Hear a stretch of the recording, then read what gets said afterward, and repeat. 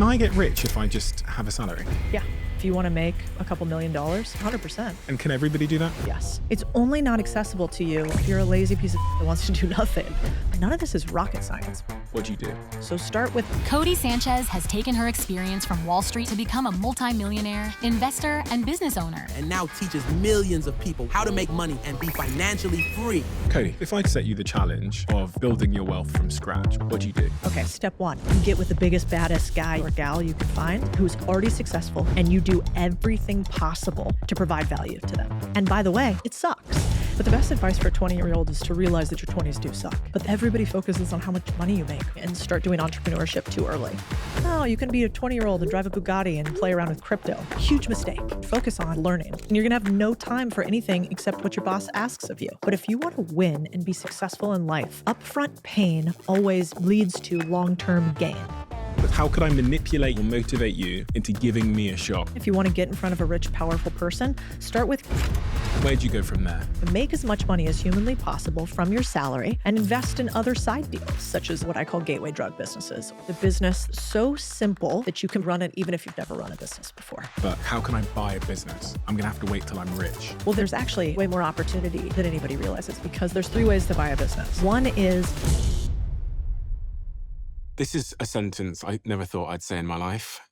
We've just hit 7 million subscribers on YouTube, and I want to say a huge thank you to all of you that show up here every Monday and Thursday to watch our conversations. From the bottom of my heart, but also on behalf of my team, who you don't always get to meet. There's almost 50 people now behind the Diary of a CEO that worked to put this together. So from all of us, thank you so much. We did a raffle last month, and we gave away prizes for people that subscribed to the show up until 7 million subscribers. And you guys loved that raffle so much that we're going to continue it. So every single month, we're giving away money can't buy prizes, including meetings with me, invites to our events, and £1,000 gift vouchers to anyone that subscribes to the Diary of a CEO. There's now more than 7 million of you. So if you make the decision to subscribe today, you can be one of those lucky people. Thank you from the bottom of my heart. Let's get to the conversation. Codie, if you could encapsulate your message into a sentence, what would that sentence be? But also, who exactly would that sentence be for? it would be the only way to have freedom is through ownership, and the world doesn't want to give it to you.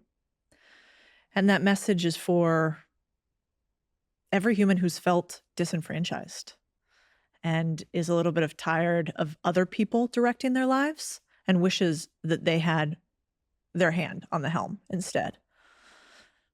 And I think in today's day and age, ownership is something that people on high say is bad. You know, fuck the big guys, the rich people, the owners. And in reality, that's just them saying they want to be in charge instead of you. Who isn't your message for? Who will it just not resonate with and work for?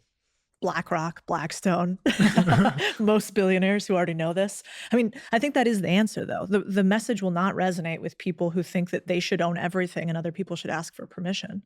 Mm-hmm. It won't resonate with people who don't want to work kind of hard. It sucks to be an owner. Anybody who's ever run a business has felt inside that horrible feeling on Friday when you don't have enough cash and payroll's coming and you've got to figure out what to sell or what to give up in order to pay your employees. That's an awful feeling. So it's not for people that aren't willing to do the hard thing. But, you know, it kind of goes back to what we know to be true. It sucks being broke just as much as it sucks working hard. And so choose your heart. Your message has resonated really profoundly with millions and millions and millions and millions of people. You've built an audience of millions of people across all of your social media channels. It appears that you've hit culture and the zeitgeist with a particular message at a particular time.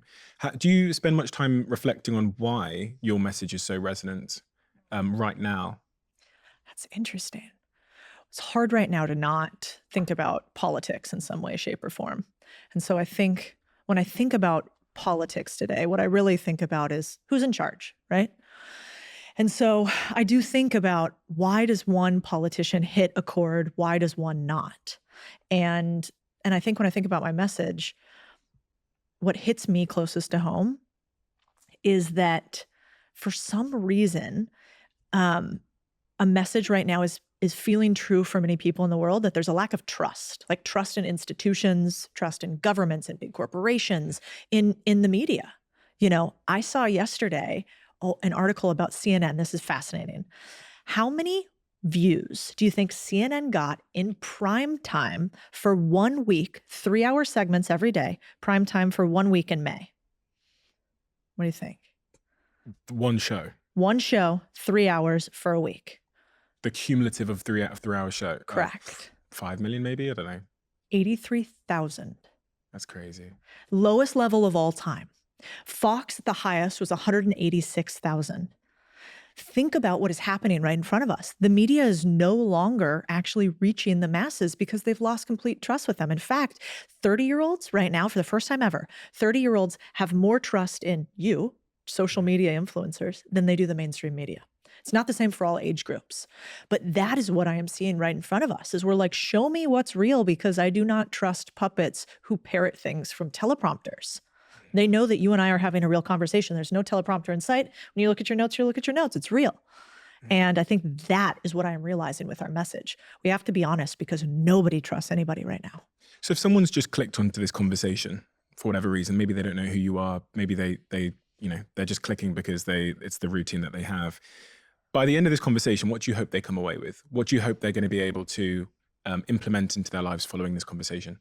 How to make more money and why it matters that you make more money. That's really it. Because I think money is just a tool. It's a tool in your toolbox for you to be able to have more freedom, to do more things, and to say no more often. And to say, actually, I don't want to do that at all. And because I don't want to do that, I need money to push back. And so by the end of this conversation, I think you should have a few ideas to be a little bit richer and a little bit more free. And can everybody do that? Do you genuinely believe that think about everybody you've ever, and everybody you've ever met.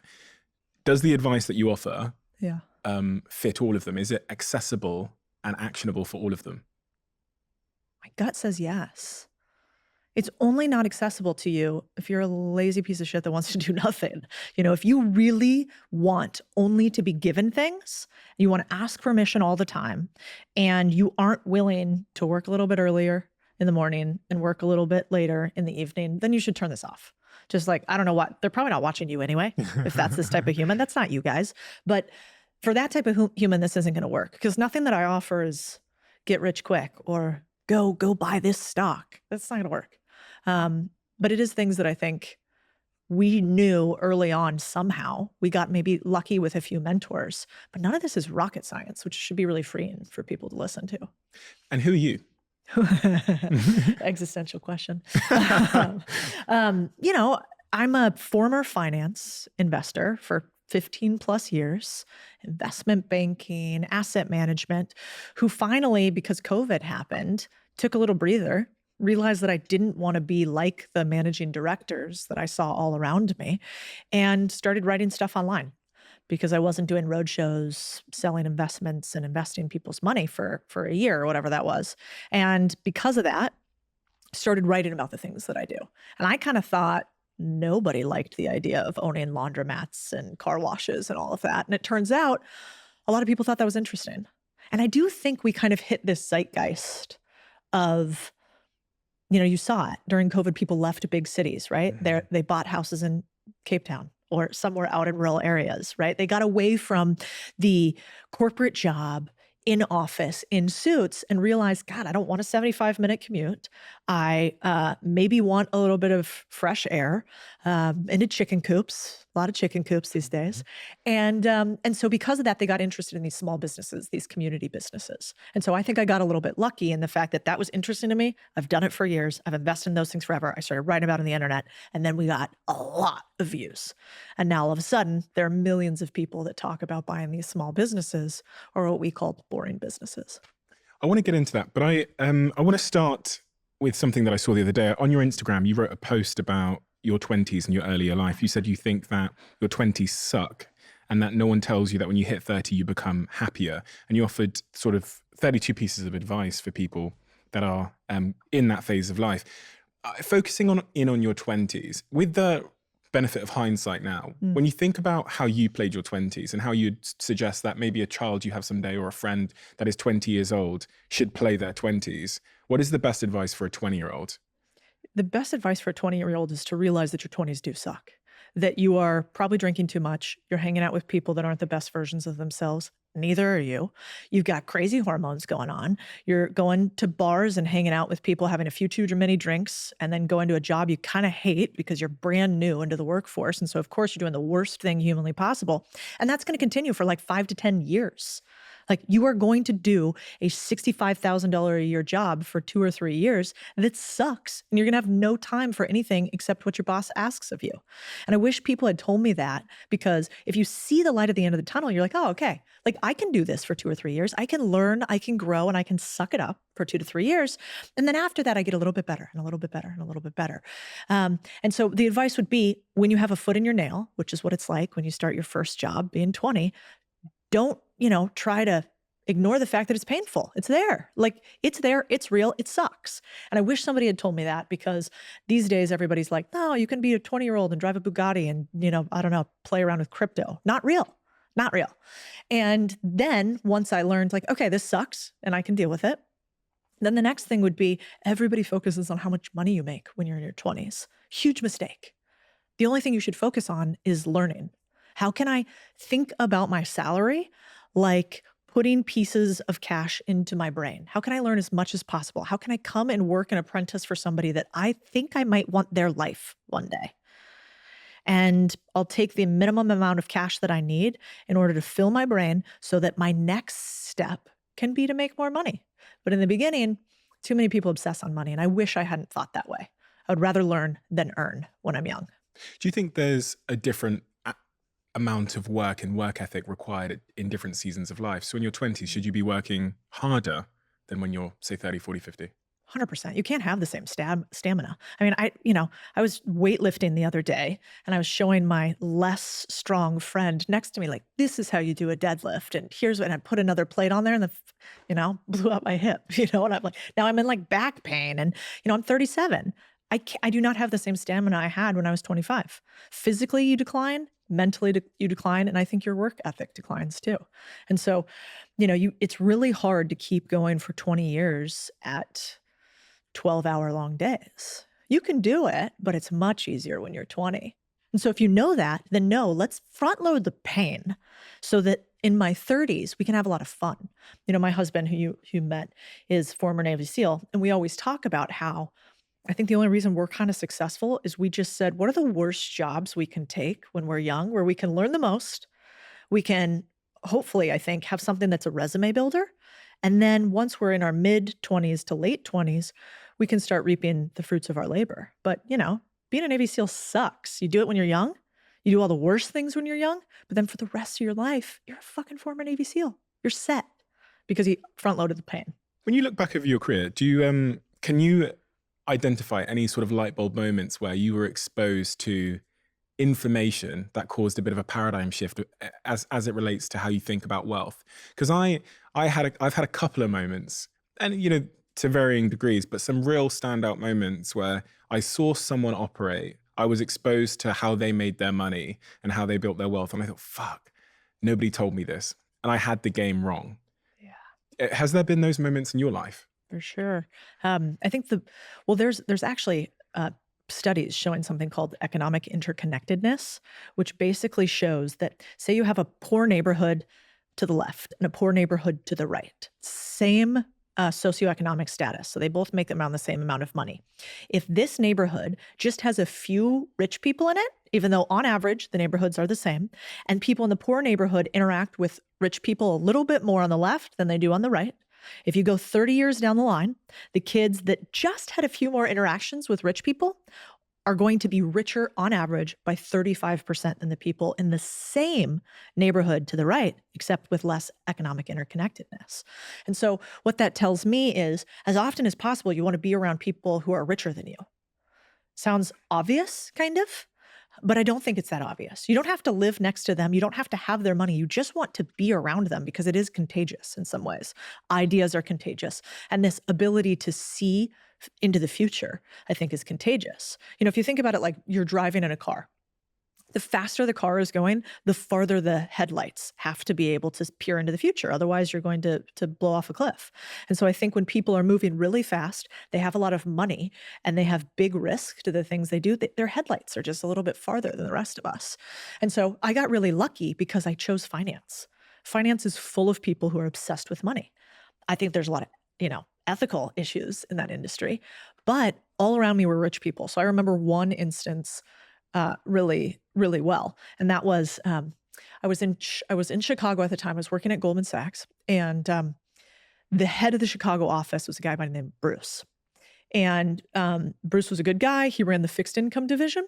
And after I left Goldman Sachs, I kind of stayed in touch with a few people there, including Bruce. Well, one day I find out Bruce becomes the ambassador to Canada. I was like, Canada? I don't even know if Bruce had been to Canada. Like, he's not how did that happen?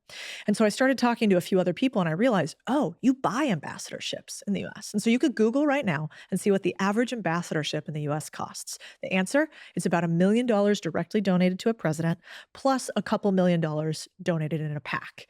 So Bruce bought the ambassadorship, which I thought was fascinating. And I was like, shit, I didn't realize that was for sale. Like, that's it. You just buy those things? That's so bizarre.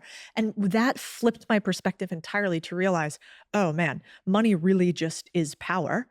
And can you imagine how wide open your ability must be for abundance if you're like, oh yeah, I'm going to buy a position of authority in the world? Never even would enter my equation. When a lot of people think about money and they hear conversations about wealth, I think some people kind of cringe because they think of money as being quite an ugly thing. And some people think it's quite an evil thing. The desire to accumulate more of it, they see as being, I don't know, selfish or some maybe even manipulative, or I don't know, so how do you square that for those people? I mean, first of all, I would just say you're never going to attract it if you don't like it. If you think it's evil, you're certainly not going to make much of it. And that sounds touchy-feely, and I'm from Austin, and I kind of like crystals, so maybe that is a little touchy-feely, but it's the truth of the matter. It's just like women these days who say, all men are bad. I can't find a man. I don't like men anywhere. Do you think you're going to find one that way? If you say things like that, are you going to be in partnership? Of course not. You're going to repel them because you don't even like them. It's the same thing with money. It's very common sense when you think about it. And so I always like to think about money as it's that tool in your toolbox. It's like, so do I want somebody else to have the chainsaw, or do I want it? Well, I'd rather have it because I think I'm a good person and I think that I could help more people with it. And so people really need to lose the emotional attachment to money, especially if it's negative. I think there's a lot bigger issue with too many people thinking money is bad than too many people thinking money is good. And that's weird if you think about it, because the opposite is usually what we're told, right? And in that analogy of it being like a woman looking for a man, but saying that men are bad, etc., does the woman in that analogy, but also in the analogy of money, also need to feel like she's deserving of a good man? I.e., do you need to feel like you're deserving of money in order to attract it? I mean, this maybe strays into things like manifestation and whatever else, but do you have to feel like you deserve to be rich, do you think, in order to attract more money into your life? Does it change how you make your decisions, how you show up, negotiate? Certainly. I mean, I think the truth of the matter is that if you want to attract things, the best way to get them is to be great yourself. So if you want a great partner, be a great partner. If you want to be rich, you need to start doing things where you're acting rich. And I don't mean by spending, but like, what would a rich person do if they wanted to achieve X, Y, and Z? Well, they'd probably work harder. They surround themselves with different types of people. And but then I realized there's so many people that do not believe in themselves and do have negative stories that have to break before they can take one tactic and do anything. Yeah. So I think you're right. First, you got to believe it. It does feel like it's really the crux of all of this stuff, because the evidence you have or don't have, I guess, forms what we call self-belief. And some people who, with all the will in the world, they just can't believe in themselves because they have deeper systemic sort of self-esteem issues. And I guess this ties into the conversation around like feeling like an imposter. And the reason I reference this is because I remember many years ago, as you were talking, a friend of mine saying that when he finally got some money, he just had a huge sense of guilt because his father had worked really, really, really, really hard and been paid a fraction of what the money he'd made. So he always had the sense of sort of guilt with his money, like he didn't deserve it. Like he was an imposter potentially. And a lot of people struggle with that, Yeah. They think it's for other people. Yeah. I mean, I do think like where your body goes, your belief follows. And so I was at this event for women, and it was like pretty high up people in finance and only females in the crowd. And it was the first time that I realized that a lot of people have a negative relationship with women, because the facilitator asked everybody to close their eyes. With money? with money. Okay. So the facilitator said, I want you to picture money, put your eyes closed, picture money, and then have a visual representation with your body of how you feel when you hear the word money, right? So in my mind, I hear the word money, I go, money, like, yeah, give me more of that, like it. Big V, right? And yet when I looked into that, she said, freeze, open your eyes. And so then we opened our eyes and we looked around. Could you imagine what most of these high-powered women looked like? It was like fetal position, or like money, or like money, or like money, just very small. And that's when I realized, oh, of course they're not going to get a ton of it because that's their feeling with money. And so what she recommended that I have since done with a lot of the women that I've engaged with is say, when you think about money, all I want you to do, just make a big expressive movement with your body. Like, am I going to get that salary? Yes, I am. Do I want more of it? Give it to me. And I do think your body ends up really determining how your brain functions. And Tony's talked about this and a lot of other people that have. So maybe if you don't think you deserve money, I don't know how to fix your brain right away, but I do know how to fix your body, which is just make a big movement that tells your body that money is good for you. Don't make a protective small movement that makes you in fear. Make a big movement that gives you into abundance. And so that stuck with me for a long time. I find it interesting as well, thinking about who talks about money, because men talk about money a lot. Yeah. And I don't know if women talk about money in private, but I know my male friends are all talking about their money, their investing, their investments, etc. And I wondered if there's any sort of gender difference you've observed, because you speak to so many people about gender differences as relates to money. Well, a perfect example is our audience across socials is about 60 to 65% men. And I'm a woman. And yet it's actually quite hard to get women interested and engaged on these That's issues. so interesting. And so, I think a lot of women, first of all, they think it's a little cringe. There's not normalization of it. So, there's never a group where women are getting together on the 19th hole at a golf course and talking about the deals that they did that week. That's very normal for men, right? Where would women all get together to talk about their business aspects? Like, I don't think there exists a container for that. And so I'm big on this belief that everybody should learn how to get money, especially if you're a woman. You don't have to go be a girl boss. And if you want to stay home and take care of the kids and be a trad wife, that's amazing. But understand where your money is located, understand how it's made in your family, understand how much things cost, what you spend. And there's nothing more fun than making your first dollar on your own. It's very liberating. Do you think money's seen as a masculine thing? Investing, wealth creation, do you think those are all seen as masculine? I mean, investment banking is 87.6% male. Oh, really? Yeah. The finance industry in general is 65% plus male. So that would tell me yes. Feels like a real inequality in society that the people that are working in finance are heavily male, but also finance and money is power. Right. Well, I mean, time in career, right? I mean, they just have had longer to have access to that industry. And so I don't think there's some big conspiracy theory happening. I think what happened is women haven't had the right to work for as long. Finance is the highest paid industry of all industries that you could go into. It's also one of the most competitive. It also has one of the highest barriers to entry, a number of licensing, graduate degrees, et cetera. It's also one of the most competitive to get into those positions. And so, of course, it's going to be dominated by those who have, an unfair advantage from more time attempting to do this. I think if history shows us anything recently, there's going to be more women in it going forward. So if I took you back to your first dollar and I took away everything that you have, but also I take away all of your contacts, Yeah. you can keep your brain, but you can't keep your contacts. And I set you the challenge in 2024 of building your wealth from scratch. What are the first things that come to mind to get you going? So you're in a studio apartment, you are broke, you have all the information you have no contacts.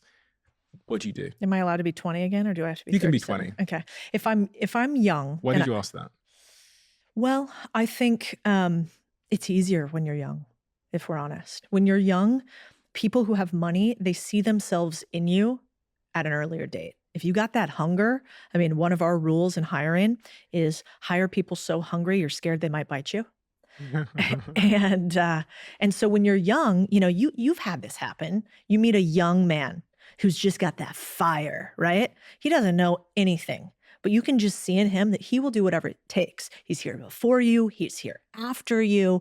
He's coming up with ideas. He's doing jobs to the point where you're like, chill, bro. Like, that's not even your job, right? A couple of them in here. Right. Yeah. And what do you do with those guys? You're like, I'm going to help you. Why? Because actually you see yourself in them. It's like a weird, selfish father-mother thing we have. We're like, I see you. I remember being you. I'm going to help you. And so if you're young, what I think you do is you get with the biggest, baddest guy you can find or gal you can find, and who's already successful, who you think has the life that you want, and you do everything possible to provide value to them. And that's probably a bunch of sweat equity stuff. That's probably a bunch of bullshit in the beginning, but it's so rare. Like, intense competence is so rare. And when you're young, I think you throw it away with these ideas of like quiet quitting and not engaging. Like, that is your moment to show that fire. And then what happens is you're only going to need to do that for like a year or two with a few players, and you're going to move quickly. Because if you are with people who have a ton of resources, what is your biggest constraint in your business right now? Is it money? Do you not have enough money? Could you raise more if you needed it? Of course. Do you need more attention? No, you get hundreds of millions of views. Do you need more ideas? Probably not. You got a lot of them. What do you need? People. You need people. You need hungry little ankle biters that are willing to do whatever it takes. And so people don't like this answer, but it's not like I would do real estate. I would do podcasting. It's go find a person who is so rich, but willing to give you a shot for as long as you can. Okay, so let's zoom in on that then, because someone's going to hear that now and they're going to go, cool, got it, Codie. And they're going to go on LinkedIn and they're just going to start peppering Bill Gates and Elon Musk, etc.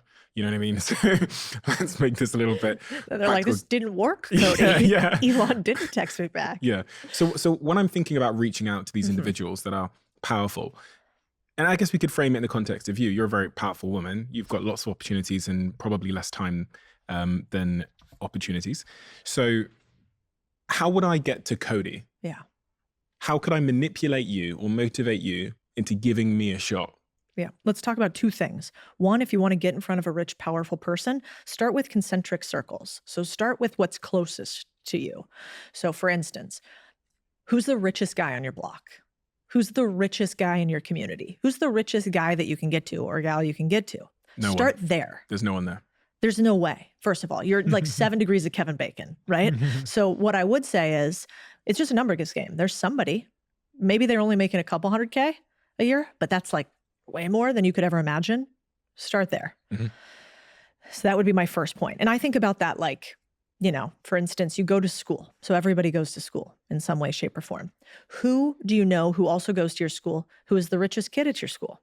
Can you get to their dad or their mom, right? So like, try to get to who's closest to you that you can physically touch and you can actually engage with that human. I would start there because it's lower stakes. So one, if the richest guy on your block or in your college that's a friend of your, you know, that's a dad of one of your friends, owns a big sprinkler company that makes a couple $1 million a year, start working with that. And while you're there, give yourself a deadline, 6 months or a year, learning at this level, and then level up. Who's now the richest person times 2x you can get to? I think the biggest problem is people confuse fame with being rich. They go after you and I. We're not the richest people. I mean, we do pretty good, but like, we're not the richest. And by the way, who has more competition? Everybody's in your and my email inboxes just because we have a lot of followers. I would never go to an influencer and try to play this game. I would go to the guy who runs a sprinkler company that nobody is talking to at all, but he makes a ton of money. And then you cozy up to this guy and you go, this is incredible. What do you do? You did this with sprinklers? How much does your company make? Whoa, I want to be like you one day. Can I intern for you or apprentice for you? I'll do whatever you want. Do you know what that is going to feel like to a guy like that, as opposed to me or you? Or we're going to be like, I don't have time. I have too many interns. So go where the water is the shallowest is what I would start with.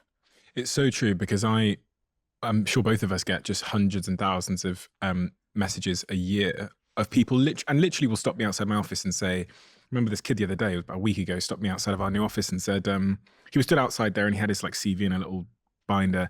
And he was like, I will come in and I will just clean the floor. And That's not a great pitch because I can't do that. I can't have someone come into my company unpaid, which is going to cause a whole PR disaster when that leaks out into the press, etc. But I wouldn't anyway. And I don't know what it was about that, but that doesn't necessarily make me think that you are tremendously valuable if you're coming in and offering to make the tea and clean the floor personally. So I'm so compelled by what it is in that initial message that sometimes in your case will just get you to pause a second and maybe reply to the person in a sea of DMs and messages. Is there something in particular that spikes you?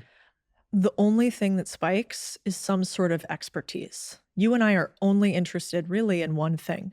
We are interested in somebody who has a understanding of the world that we don't, that can take us one step further, right? You don't need another floor cleaner. You don't need another driver. But if a young kid reached out to you and they said, hey, I've analyzed 542 YouTube videos of yours. Here are the thumbnails that actually work the best. Here's a bunch that you have lately that I don't actually think work. Here's the data driven behind this. I actually put together a few mock-ups of it for you. And I reached out to these 3 people that I think would be great to have on your podcast. Here's why. And they've already agreed to it. If this is interesting, I just wanted to forward along this packet to you. You might be like, that's interesting. Okay. What about that last line you used there? I just wanted to forward this on to you. Why is... Oh, yeah. You never want to expect something for a gift given. I call it the 10X rule. So I try to never ask for something unless I have given 10X to a person. And we have that across our business too. I think you should do that with young people. So when I was younger, I have a lot of people that I thought of as mentors. They would never know that they were a mentor of mine. And all I would do is I would ask them one question. So I wouldn't go to famous people, but I might go to a normal, kind of high-powered exec in finance or something and say like, hey, I was wondering, I saw you did this deal over here. I was wondering why you chose to invest in that company versus this company. If you had time for a 1-sentence reply, that'd be amazing. And they might reply me 1 sentence, maybe 1 out of 10 people would. And then I would say, thank you. No need to respond further. This was really helpful. I'm going to go implement this in some way. And then I would reach out to them in a couple weeks and I'd be like, hey, that piece of information you gave me, I just did X, Y, and Z with it. Really helpful. Thank you. No need to reply. Just letting you know that you made an impact. And that no need to reply and me following up is so rare. I wish people realized that today, that if you want something, follow through is worth its weight in gold. I mean, one of the other things that we do is when people reach out to us and say stuff like, we'd like to do X, Y, Z for you, I say, read this book, and I'll give them a random book. And I say, come back to me with a few X, Y, Z questions or things. How many people do you think actually come back? I think I've had 5, maybe. And so follow through is so rare. And what would happen with these people, and I still do it to this day, I had one guy who was, what was his role? He was quite high up at a company called State Street, and I can't remember what his role was. But he said to me one day, I was in New York, I had played that game with him for probably years, like, hey, tiny little thing, 1 sentence of advice, great, thank you, here's how I implemented it, again and again and again, maybe 20 times over the course of 2 years. And finally, I was in New York, and he was in New York, and I pinged him and said, I'd love to take you to dinner. I want to talk to you about a few things. And it was so funny, because as we sat down, he goes, this is the weirdest thing. And I thought, oh no, what? And he said, I don't really know you, but I feel invested in your success. And I was like, I know you do, because I'm dripping on you for 2 years, showing you that a tiny little action, which felt like nothing to you, actually made a material impact on my life. And most people don't get to feel that way. So I'm a young person. I'm Codie Sanchez without anything. You've managed to get yourself nice and cozy with someone rich and powerful. You're now in there in a circle, you're learning from them. Where'd you go from there? Yeah. Well, the first thing that I would do is, if you look back at my resume, I think I stayed at most jobs for like 1.5 years, 2 years max, until I was at one called First Trust, where I was there for 5 years because I had ownership in the business, and I felt like I had skin in the game. I had control of my outcome. But before then, I really only stayed in jobs about 1.5 years. The second that they told me I couldn't progress anymore, or I couldn't have an option to make more money, I left. And so, in my opinion, the young generation does have it right that you should not stay at a job for 20 years unless that job continues to allow you to earn more and to learn more. So the second I wasn't earning more, and the second I didn't feel like I could learn more exponentially, I left. So that's what I think they should do. And you basically you're kind of monkey barring both how much you earn and what you can learn to your next position. And I think that too many people start doing entrepreneurship too early.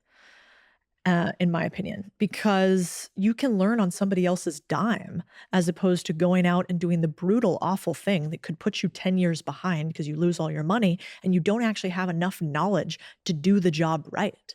Go and work for a bunch of entrepreneurs for 5 or 7 years. And then once you've been sure that you really want to be in the game and be an entrepreneur, then go do it. But that's what I would do. I would leapfrog to positions of higher power. And then eventually I might become an entrepreneur. And in finance, they have a really cool thing that I think more companies should do. And that if you leave your company, you should try, and we should play it with you. So when I left First Trust, the first person who wanted to give me a check was my CEO. So I was like, I'm going to go do something else. I'm going to build something else. And he wanted me out of the firm. He was like, I don't want you running the business how you're running it now. You need to do it my way, not your way. But we left amicably. And he said, I want to be your first investment. Like when you go looking for investors, I want to be it. And I think that is what employees should strive for. Try to get your boss to give you your first capital. And if you're a great employee, they're going to be happy too. In order to leapfrog, you're going to have to do a lot of interviews. So I just wanted to pause there and ask, when you're interviewing people, what are the red flags?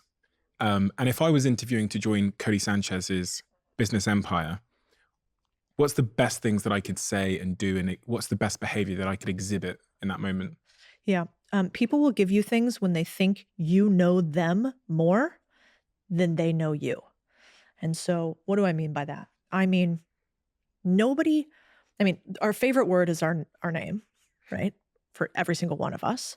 And we all like to talk about ourselves more than we like to ask questions. It's just kind of true for most humans. So if we know that to be true, what do you want to do in an interview? You want to go in and say, here's all the things I think I know about your company. I'm not sure because I'm not you, I'm on the outside, but this is what I think I know about it. I'm really impressed by this. I think this is great over here. I'm curious about this. Can you tell me why you guys made this decision? The interview should be showing the interviewer that you know almost everything that there is to know about their company. And it should be done with a lot of humility. Like, I think that, even if you're certain that I think is important. And the second that happens, our ego gets to us. And I go, this guy's pretty smart. You're right. That was a good move that we did over there. And so that's what I think a lot of people don't do. Too many people do shotgun rounds, which is really wide, going after a ton of different jobs, as opposed to sniper shots.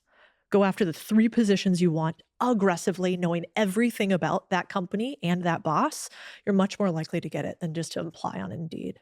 Is there anything else that is an immediate turn off for you in an interview? Like an immediate red flag? If someone says something or does something? Oh yeah, there's so many. Immediate, not going to hire you if you talk badly about your last boss, because the way you treated your last person's probably going to be the way you treat me. Immediately not going to hire you. Second immediate, not going to hire you, is if you talk about all the reasons why something didn't work and it's not your fault. So if you're victim mentality at all, well, this didn't work because of this. This didn't work because of this. Third in the interview is if you at all start talking about, this one's a little inappropriate, but if you come into my companies and you say, talk to me about work-life balance, I'm not the place for you. Our companies are hardcore. There's not a lot of work-life balance. We work hard. So I'm not going to hire you if you talk about how much time off. Are you, texting on the weekends? The answer is yes. The second point to that is I always make the job seem worse than it is. And so, a lot of people who hire try to sell the person. This is why it's so great. You should come here. My interview usually goes like this. Hey, I want to ask you a bunch of questions about your background. Then I'm going to tell you all the things that are really tough about this job, so you get the honest truth about it one way or the other. And then I'll wrap up with you asking any questions you want. Does that sound good? They go, yep. I kind of pepper them with questions about them. They go, here's all the things that suck about this job. Here's all the things that are hard. Here's all the reasons why it hasn't worked to date. Any questions on that? And the reason why is because I don't want anybody coming into my company and going, God, I thought it was going to be better than this. I want them coming in and going, oh, okay, this actually isn't miserable. And at some point from, you leapfrog from one place to another, and eventually you have enough, I guess, intelligence to start thinking about becoming an owner at some point. How do I make that transition from being a team member or an employee to becoming an owner? If I only have a couple of $1,000s, let's say, can I at that point? Yeah. Or do I need to become rich to become an owner? It's a good question. First, I think becoming an owner inside of a business is totally possible. And so you should ask your boss this question, which is, in this business, if I am one of your top performers consistently and make myself materially important to the business, can I get some ownership in either this business or anything else that we do? And I am willing to earn it or invest in it to do that. And so, for instance, at my companies, if you're one of the top performers, you can invest alongside me in some of our other companies. That's a finance model that I stole. So in private equity, the reason why people in private equity are so rich is because all the managers of the company have an opportunity to invest in the best deals. So they can put some money in. And there's allowances for people who aren't accredited investors, but are employees to actually invest, even though they're not accredited in the US, which is a really unfair advantage. And so I would ask your employer that question. And then the second thing that I would do is I would try to see if you can earn still. So you can W-2 earn. You can make as much money as humanly possible from your salary, and then take the money from your salary and invest in other side deals. And I would do that before I ever jumped into my own business overall. The problem, I think, that came straight to mind when I think about that is when you start investing in side deals, you're going to make a lot of mistakes and you're going to lose a lot of money because seed investing is tough anyway. But especially if you have poor deal flow, i.e. you're not getting a lot of deals. It's just your mate, Kevin, who has this idea for an app. And he asked for 25K. Yeah. So, you know, I say this because I had a fairly famous actor come up to me the other day who's very young in his career, made a lot of money. And he said, Steve, I don't know what to do with my money, etc. I don't know where to invest it. And he goes, my mate has this app idea. And I go, oh, God. You know, but that's the only deal he has on his plate. So he's giving his friend 25 or 50K for an app idea. So is that smart to do? Or yeah, it's a great question. No, I think until you're rich, and let's define rich as until you're a millionaire, I would do zero startup investing. I mean, zero, because it's a 90% failure rate. You only invest in startups when you want to get pretty rich because you can burn some capital in order to have a few home runs. So instead, I might go to something like, we're an investor in this company, so full disclosure, but there's a company called Percent where they allow you to invest in bond deals that cash flow for small businesses. You could also do equity deals in businesses that cash flow. So I would stay away from anything that isn't already profitable, that doesn't already make money. And I think once you have your first million, you can play that game. But until then, you only want to do deals where you're cash flowing. And so that's where I would start. You could start with something like Percent. You could also start by talking to, you know, your employer, like I was talking about, and say, hey, in this business that we have now, how could I earn some equity? And the answer might be you can't. Like, I don't give equity in Contrarian Thinking, my media company, because I want to own my name forever. I don't ever think I'm going to sell this thing. But if we have cash flowing laundromats and car washes, yeah, you guys can invest in that if you're seen as a marquee member of the team. So maybe find companies where that's allowed too. Just on that point, just curious, and this is kind of a bit of a tangent, but if I'm a team member of yours, and because you said if you're a marquee member of the team, so what if I come to you and I say, Codie, can I get a piece of that laundry mat? Yeah. You turn to me and go, no, you're not a marquee member of this team. Oh yeah, for sure.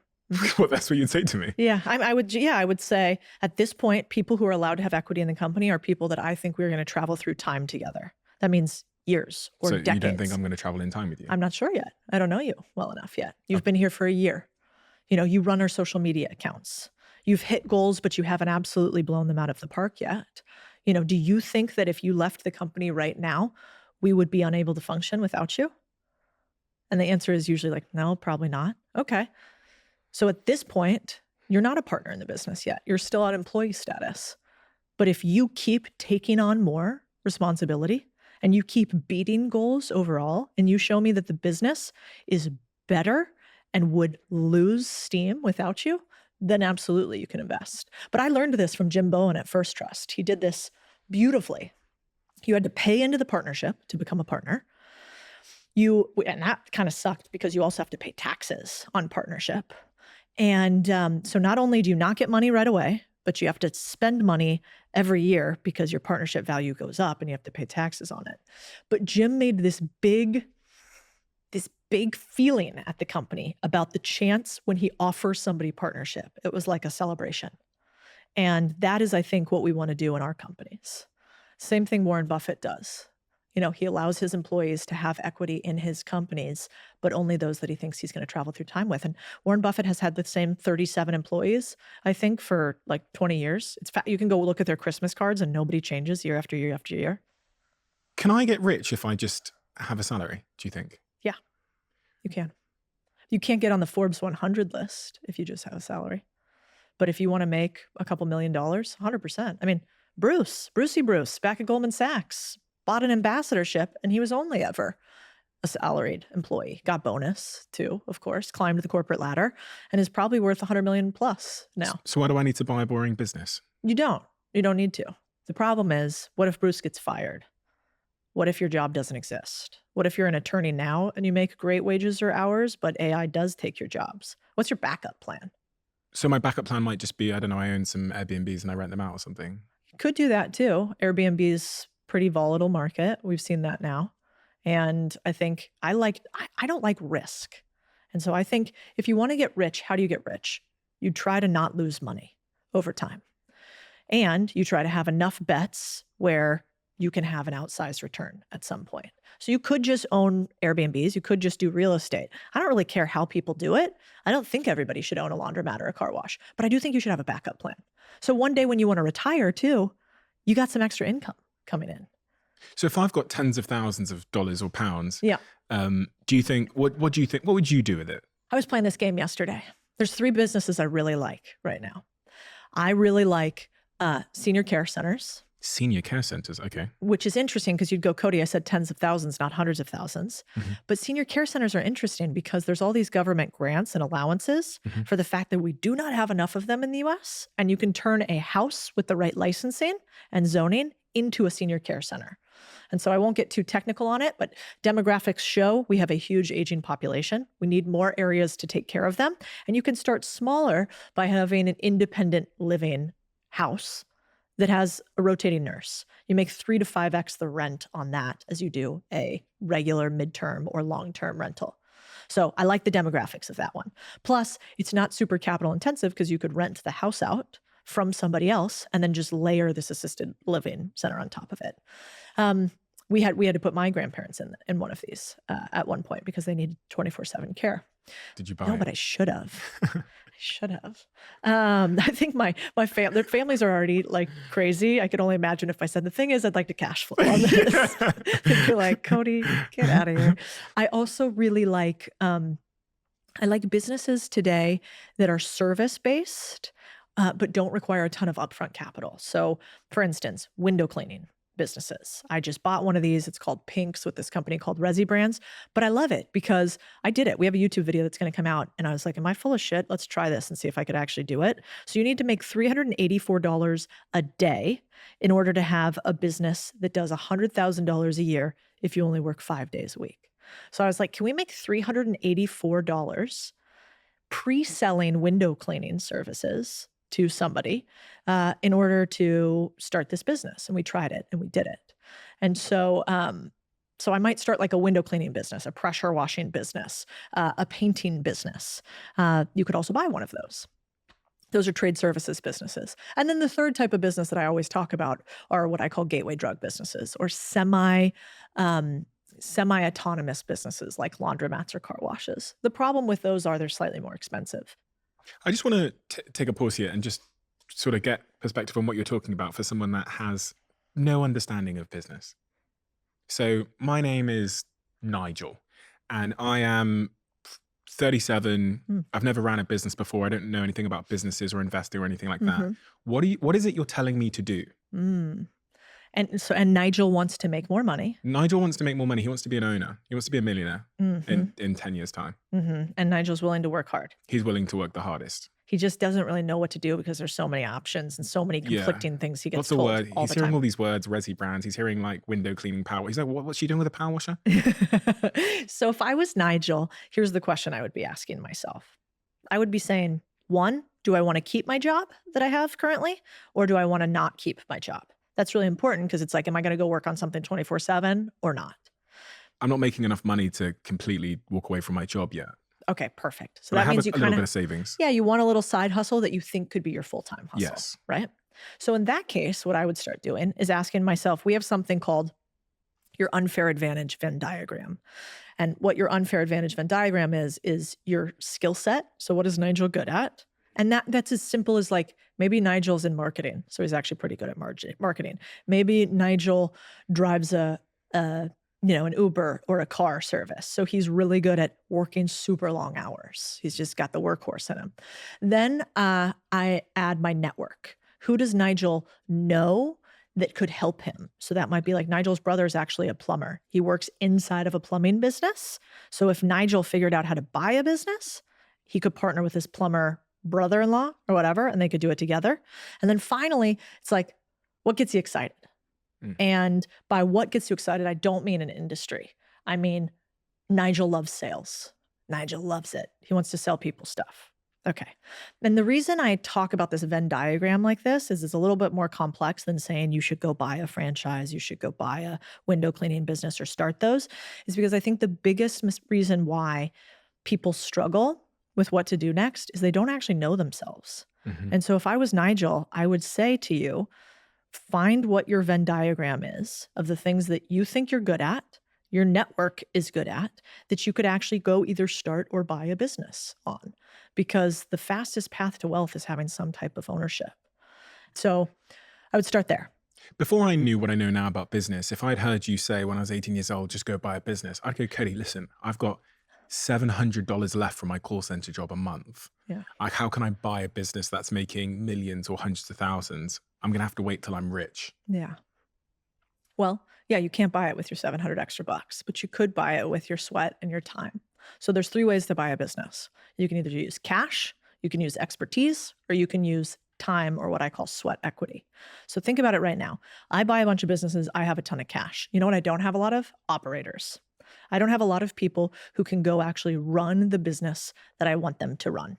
But if I had a young guy who was super hungry and I could give him $100,000 to go operate the business that I was going to go run, I would probably do that. And people do that every day in our community. And so for this young gun, you're not going to go buy the business outright yourself with your own capital. You're going to say, I'm working 12 hours in a call center right now. I am relentless. If you pair me with somebody that knows how to run a plumbing company and I just have to learn and do a bunch of the bullshit to start the company and grow the company or continue the company, would you partner with me? And they're not going to be able to partner with a Steven or a Codie probably at first, but they might be able to partner with, somebody's dad that they know. And so, like, for instance, we had a young guy in our group. I'll change his names to Adam since I don't know if I'm allowed to talk about it or not. But let's say, so Adam was 19 years old. Adam worked inside of a marketing company and he had never run a business before, didn't have a lot of cash. Adam went to the senior partner of his marketing company that he worked for and said, like, we have this vendor over here that we do some stuff with. They do all of our graphic design work. They're really good. The guy's kind of done with running this business. Like, I don't think he wants to keep doing it. I was talking to him about the other day. What if we bought this business and I ran it? Like, I'll integrate it for us. I'll bring it into this company. And I think we can buy it with just a percentage of future profits we bring in, which is called seller financing. And the marketing head was like, if you think you can get that deal done, yeah, sure. And the guy was like, okay. Adam says, well, if I do that, can I have part of the company for bringing it over? And he said, well, yeah. I mean, I don't have to put in capital to the deal, or I have to put in a very small amount of capital. You're going to run it. And we basically have like a risk-free trade because we just have to pay them a percentage of future revenue or future profit. Sure. And so now Adam owns a business that he's about to sell because he basically partnered with his owner. And so, I mean, you can even think about that with your business today. If you're a young person working with Steven and you're like, hey, Steven, we're in this studio right now.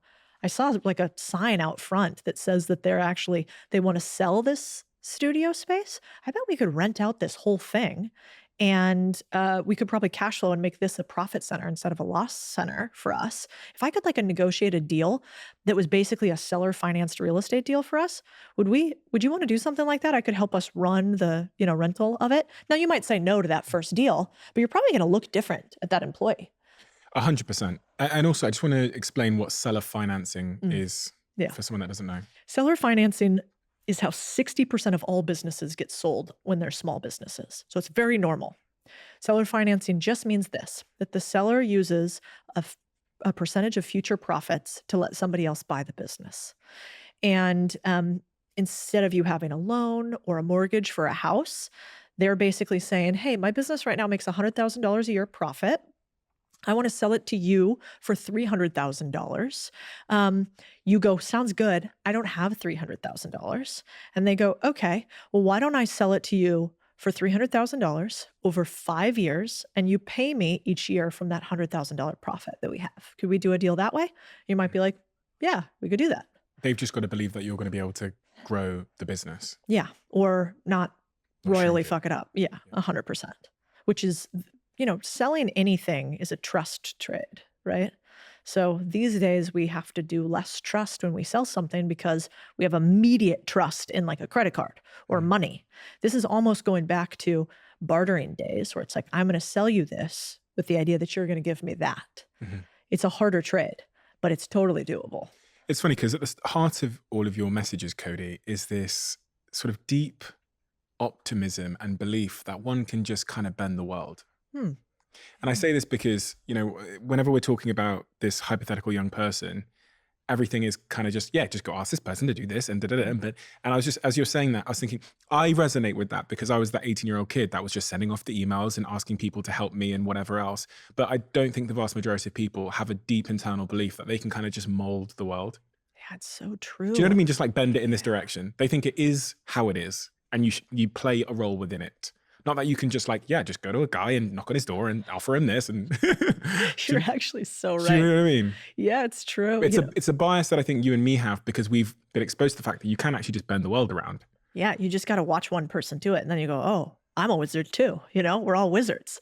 Is this your Banister effect idea that I heard you talk about? Yeah, that's right. So, well, there's two things I want to talk about. One is you've heard of Steve Jobs' reality distortion field.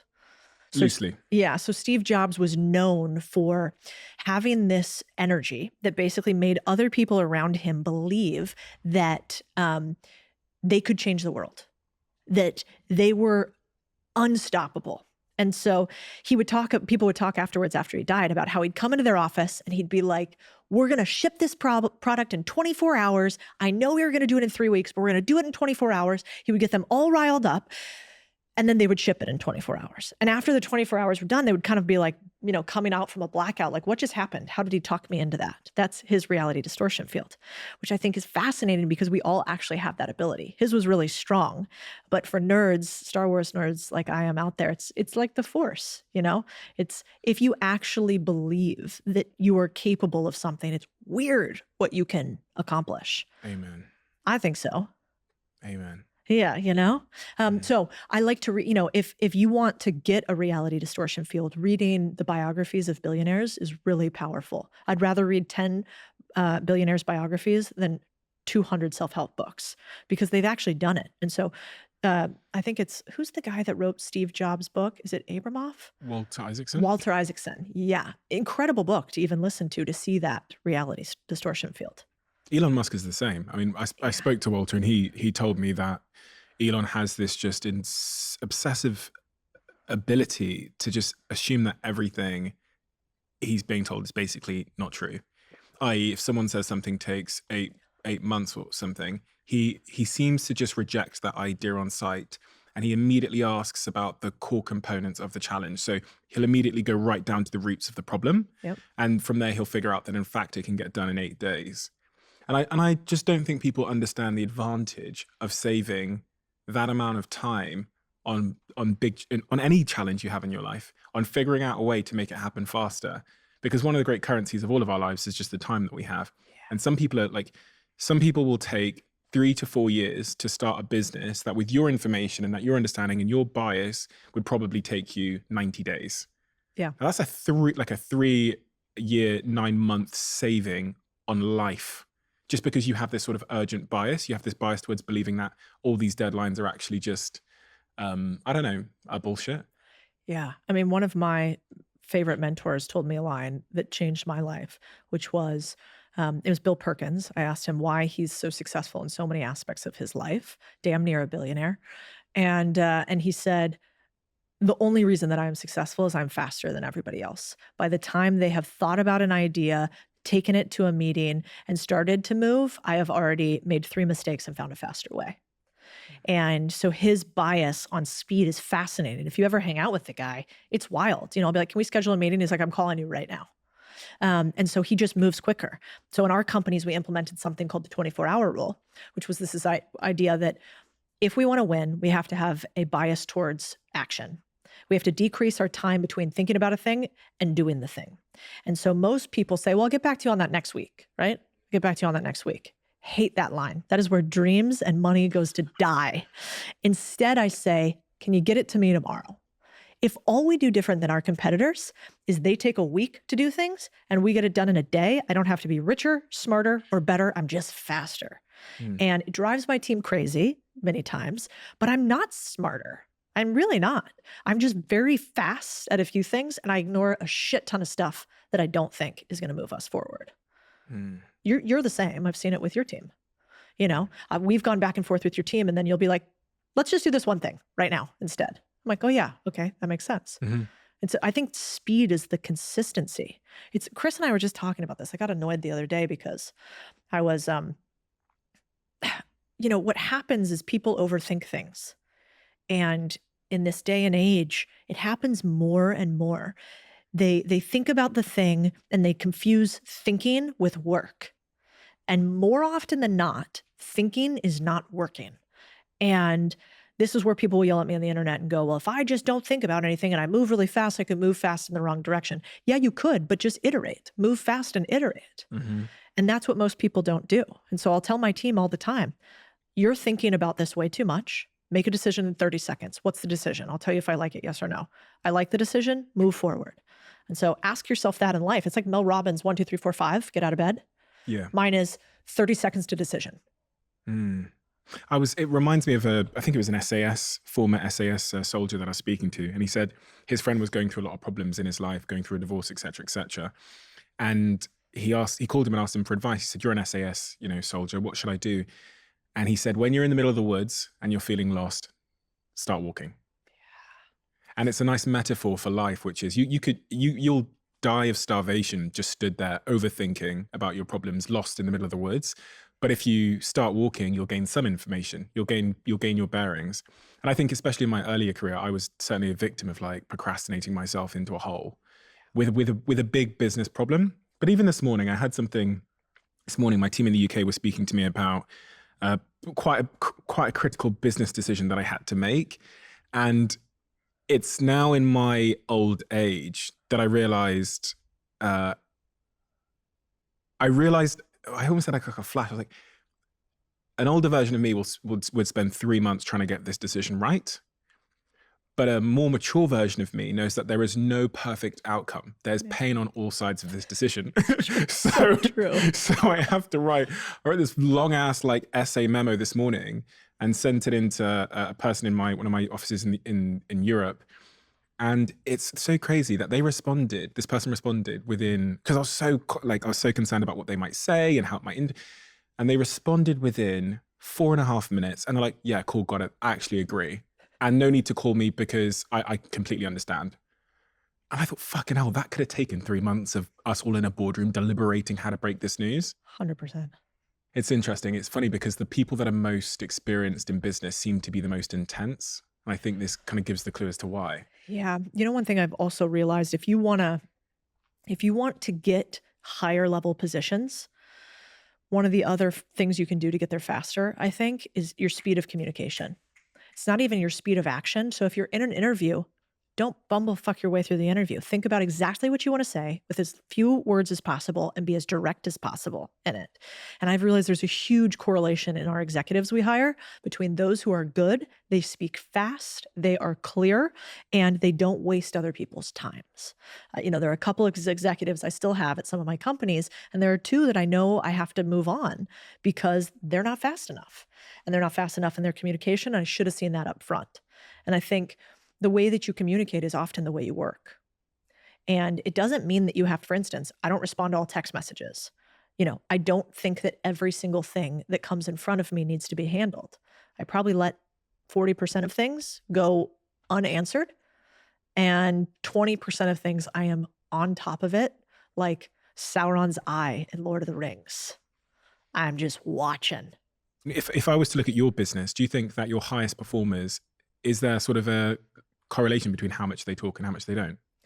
There is a correlation between having no patience for wasted time. Interesting. Tell me. So, for instance, one of my guys here, Tanner, he's like, oh man, I can't engage with this human because they're always talking to me and I don't really have time to do that. And that is what I have found with high performers. They do not like when you waste their time.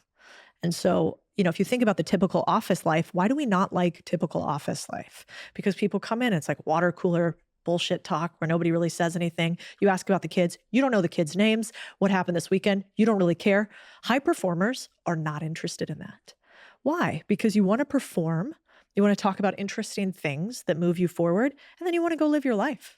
You want out of the office. I've found low-level performers, they actually want to waste time during the day because they're not trying to execute. They're trying to just show that they are there. And there's a big difference between the two. And every time I hire a low performer, it's because I ignore that point, Which point? The urgency, the lack of urgency and time wasting. Yes. I forget about it in the interview, and it's really important to pay attention to those types of people in your life. Who are the people that just are okay wasting your time? Because what does that mean? If they're okay wasting your time, they're definitely wasting their time. There was a phrase that I read in your work where you used the phrase obsessed, not interested. Oh, yeah. And I really love that. I actually screenshotted it on the way over here today and I sent it to some of my team members that I talk about this a lot too, about this idea of obsession, and specifically the team members that are on the forefront of really hiring people, because there is a big correlation between the outcome of someone who is obsessed versus someone who isn't. Yeah. And the obsessed people are just always the best. They win. I was with Karl Rove again, who's like not a popular figure, but he was deputy chief of staff to George W. Bush. And is like they call him the architect because he architects most of the Republican races in this country. And so whether you like it or not, I don't really care. I don't need to like somebody to learn from them. Doesn't matter to me. And so I had him on the podcast to hear what does it mean to architect the centers of power? That's fascinating. And when I was talking to him, what stood out to me, I'd been in meetings with him multiple times and at his house a few times for fundraising events. And I would watch him and somebody would ask a question that was like, hey, why did Bob Sanders in Pennsylvania lose this senatorial race? And his response would be like, well, we lost it by, 1,200 votes on the third Friday on December 4th, 2012. And the reason is because we didn't have this segment of the population come out. And then he would do that for 5 locations across the country. And I remember I asked him, I was like, do you have a photographic memory? And he's like, absolutely not. I only have one about the things I'm obsessed with. And I think we all actually have that. You've met friends where they know every score of a football game for Manchester United ever. Yeah. Do they have a photographic memory? No, they're obsessed. And so if you can find people who are obsessed with the thing that you're doing, it just means they don't work hard. They're just they think of it as hardly working because they're so intense on it and they can't help themselves. Well, I was thinking of that as well as career advice as you're saying it, because if I'm trying to figure out where to place myself to end up in the best place in 10 years from now, I should be placing myself against my true obsessions. And you can't have fake obsessions. Yeah, it's true. You can't have a fake obsession. You can't be obsessed about something you're not. No. Because it's what are you doing what video are you watching on YouTube at 3 a.m. that's keeping you from sleeping is my sense check of what I'm actually obsessed about. That's a great point. And presumably that's what's going to take me the furthest in my career. Or would you? I think that's right. And how do you teach yourself to become obsessed with the aspects of your business or whatever that you need to? Yeah. For instance, I think a lot of people think of obsession like passion and hobbies. I'm obsessed with Manchester United and, that's where my obsession goes. Well, are you obsessed with it? Or could you figure out that you're obsessed with the way that you feel when you're in an environment that is kinetic. You love that feeling of the crazy songs you guys sing at the match. So where else could you be where there's a kinetic energy like that all the time? Well, maybe actually you like live events. Maybe you like live events and conferences. Maybe you actually just want to have a crazy team, almost cult-like environment. Can you become obsessed with that? And then I do think that you can catch being obsessed with winning. You can catch that. Because if you get a few little tastes of winning in something, it's really easy to go, ooh, I want a little bit more of that. And that's definitely my addiction. Speaking of addictions, gateway drug businesses. Oh, yeah. You mentioned the term earlier. What does that mean? Gateway drug business is a business that is so simple that you can explain it to your grandmother. Mhm. And also, you can probably run it even if you've never run a business before. And those are things like laundromats, car washes. I talk about those two in particular because if you can't understand cleaning clothes, and if you can't understand cleaning cars, probably don't do any business. There's the 1% that just like, go work for somebody else. Don't worry about it. But most people can understand how those businesses work. And why I like simple businesses like that, not a lot of employees, not a lot of moving parts, not a lot of change, is because then you can get a little taste of winning. You can get addicted to the game of business. And then your next business can be something better than a laundromat, better than a car wash. But you can learn on a smaller playing field. But you're presumably not going to make much money if everybody can do it. No, you're not going to make much money. But I don't think your first deal is never going to be your last deal, which is, I think, important for people to realize in buying businesses in life, just like your first job isn't either. But man, if you're working in a W-2 right now, let's say, and on the side, you go buy an Airbnb business or you buy a laundromat or a car wash that are not very intense on the number of people that you have to have run them, not that expensive for you to do, you're going to learn how to run a P&L. You're going to learn how to market. You're going to learn how to make money. Every single business has these same characteristics. And so you learn in this small one, and then you sell the business, because that's the beautiful part about a business, is you can sell it to somebody else. And then you're like, oh, I always think about it as in private equity, we say level 1 to 10 games, level 1 to 10 operators. So 10 being the best game you could play, 10 being the best operator you could have. The best operator in the world, Elon Musk, with, probably some SaaS companies like he has, a rocket ship company, a marketplace. He's a level 10 operator playing a level 10 game. But in the beginning, he didn't do that. He was like trying to figure it out, just like the rest of us. So you'll start with your level 1 business, and then you'll scale up to better and better and better games. Is there any age group that I should be thinking about buying these boring businesses off? Oh, yeah. Baby boomers right now are retiring across this country in levels that we have never seen. This is a generational wealth creation event, really across the world, post baby boom generation, which happened after World War II. And so one thing that's fascinating about the baby boomer generation is they own most of the businesses. So more than 50% of small businesses are owned by baby boomers. They are reaching retirement, or already there. And 65% of them do not have a transition plan. So their plan is, I'm going to live forever. No, you're not. They need to do something with that business. Most of them will just shut down the business. There's something like 11 million small businesses right now for sale in the US. Most of those small businesses, something like 70% of them, will never sell, whether because they aren't good enough businesses, quote unquote, traditionally sell, or because they never find a buyer. And this phenomenon is going to happen all over the US. Here's the problem. If we don't buy these businesses, they say that there are trillions of dollars in the baby boomer generation that are going to be transferred to the next generation. We've all heard those numbers. The problem is people are thinking bank accounts, money being handed down. All the money's in business. When you are a small business owner, 90% of your net worth is wrapped up in your business. That's the average. So that means 90% of the trillions is in small businesses. And if we don't buy those businesses and take them over, that wealth evaporates. And what happens then? BlackRock and Blackstone go in, they buy all those businesses, they get richer, they own our communities, and we don't. So you should be targeting people who are 65 plus, looking for the next move, probably open to seller financing, probably have a business that's a little hairy, might even be more like a job than a business, but you have an opportunity to buy that business or be an apprentice into the business and take it over. And when I'm thinking about which business to buy, do I have to reflect on what I'm good at, or where my sort of leverage is in terms of being able to take that laundry mat and make it 5x in revenue over the next couple of years? Are there certain businesses that are right for certain people based on their experience? For sure. I think, so one, yes, if you want to play a bigger game, if you want to be a top performer, if you want to be one of those level 10 operators, you should find a business that is uniquely suited for you. The problem is, I think a lot of people don't know how to do that.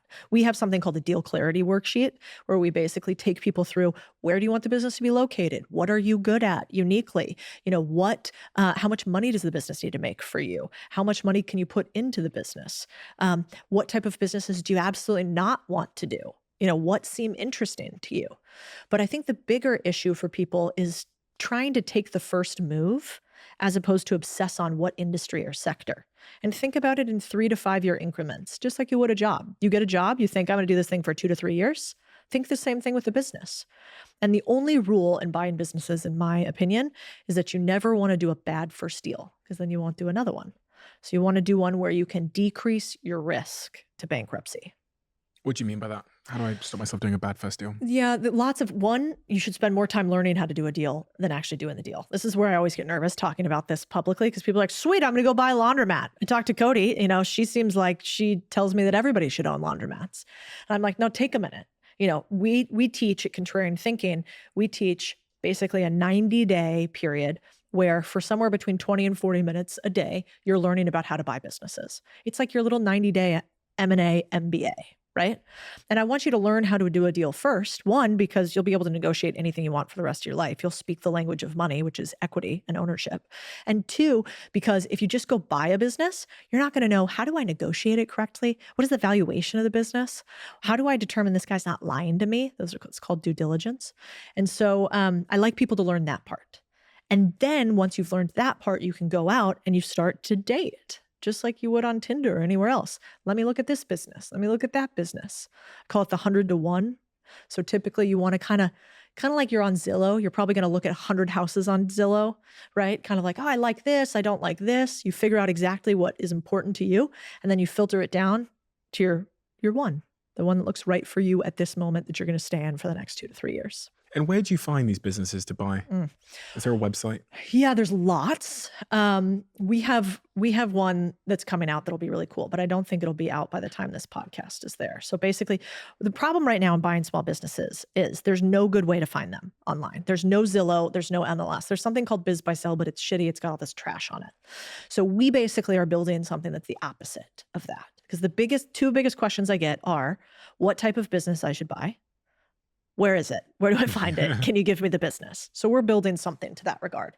But right now you could go to Biz by Sell.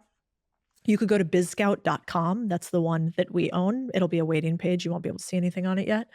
You could go to e-commerce flippers. You could go to Flippa. Those are online business sites. Stop promoting all your competition. I know. Well, the truth of the matter is, we're so good at this. Like, there's nowhere better to learn M&A than us, which is cool. I'm really, I want to invest in this BizScout thing. Oh, actually, you should. I can't believe I didn't ask you for that, actually. Are you raising investment? We raised a couple $1 million for BizScout. And in it is Sean Rad, so the founder of Tinder, Bill Perkins, Balaji, CTO of Coinbase, me, Andrew Wilkinson from Tiny Capital, and 3 guys. It's called Carmen Ventures. They're former Founders Fund and Uber PayPal guys. Mm-hmm. And so we did a really small round because I think we can run it profitably. So I don't want this to be like a, we need to raise $200 million. I don't think we need to do that. I think with my audience, because we'll already have distribution on lock, we basically can funnel all the buyers and sellers to this site and then create a better mousetrap. So I hired the former head of marketplace at SeatGeek, who took it from 5% market share to 40%. He's an animal. And that's my $1 billion bet. How do you monetize that? I guess do you take a cut on the deal? Lots of different ways. So we're going to try to not get too tied to one individual way to monetize. But the idea is there's really like 3 things that suck about finding a business to buy. One is, if you're the seller, you get all these novices reaching out to you who don't really want to buy your business, and they're super distracting. Like, they're not capable, they're not able. So we're going to create all these mechanisms to screen who's reaching out to you. You're going to be able to see, do they have funds cleared already? What's their LinkedIn? Do they have credit history? Are they SBA pre-approved? Like, all this stuff that should be common sense doesn't exist. We're going to have that screening. Then we also have, for buyers, we'll have businesses that are seller financing open. So we'll have a whole screening of businesses where it's like, hey, you don't have financing? Well, these people are open to seller financing. We're also going to have, we're using AI to basically curate the selection. Right now, there's all these like fake franchises and stuff on these sites. And it would be like if you went to Zillow and they're like, you like this house? Buy this house. It doesn't exist. but you could build it, you'd be very annoyed, right? And that's what it is in business buy and land right now.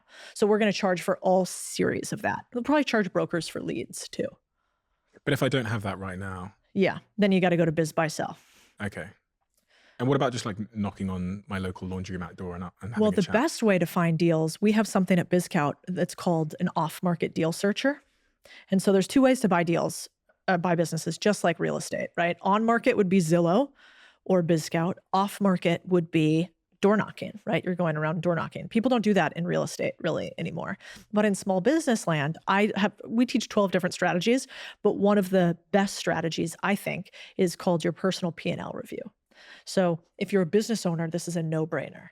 If you're a business owner right now, you should look at all the places that you spend money where you can actually get to the owner. So not Amazon, right? And you're going to look at all your expenses on your credit card statement and figure out, are any of my vendors small enough and good enough that I might be able to own part of that business or the whole business? And so, you would just go down the list and go, oh, we spend all this money with these people. Why don't I own part of this business? And then if you're an individual, you can do the same thing. A fun one that we teach people who've never bought businesses before, never run anything before. I could never buy a business. I have no money. We teach them the Venmo challenge, which is basically you open up your Venmo or PayPal, because that means you're doing cash transactions. So it's a small business. And you look through them all and you're like, my landscaper, my cleaning lady, maybe my, the farmer's market that I just bought some cheese from. I'm going to go to all of these people where I could get to the owner and say, hey, could I buy into part of your business, maybe?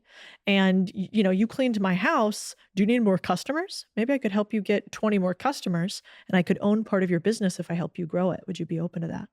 And so we do a Venmo challenge with people who've never owned a business, because then you get a partial shot at a business. Is there a bit of a generational opportunity in the sense that the younger generations are native to social media, so they have their own leverage when they're brokering those conversations? They can go to the baby boomer and say, listen, you're running a great laundromat, but there's this thing called TikTok, and I can make you bang on TikTok. And so if you give me, I don't know, 30%, 50%, 100% of your business, we're going to, with my unique leverage, because I know how to make content on TikTok, I'm going to send this thing to the moon, grandpa. Yeah, exactly, granddad. Yeah, that's exactly right. I mean, I think all you have to do to understand this is understand how much a business makes.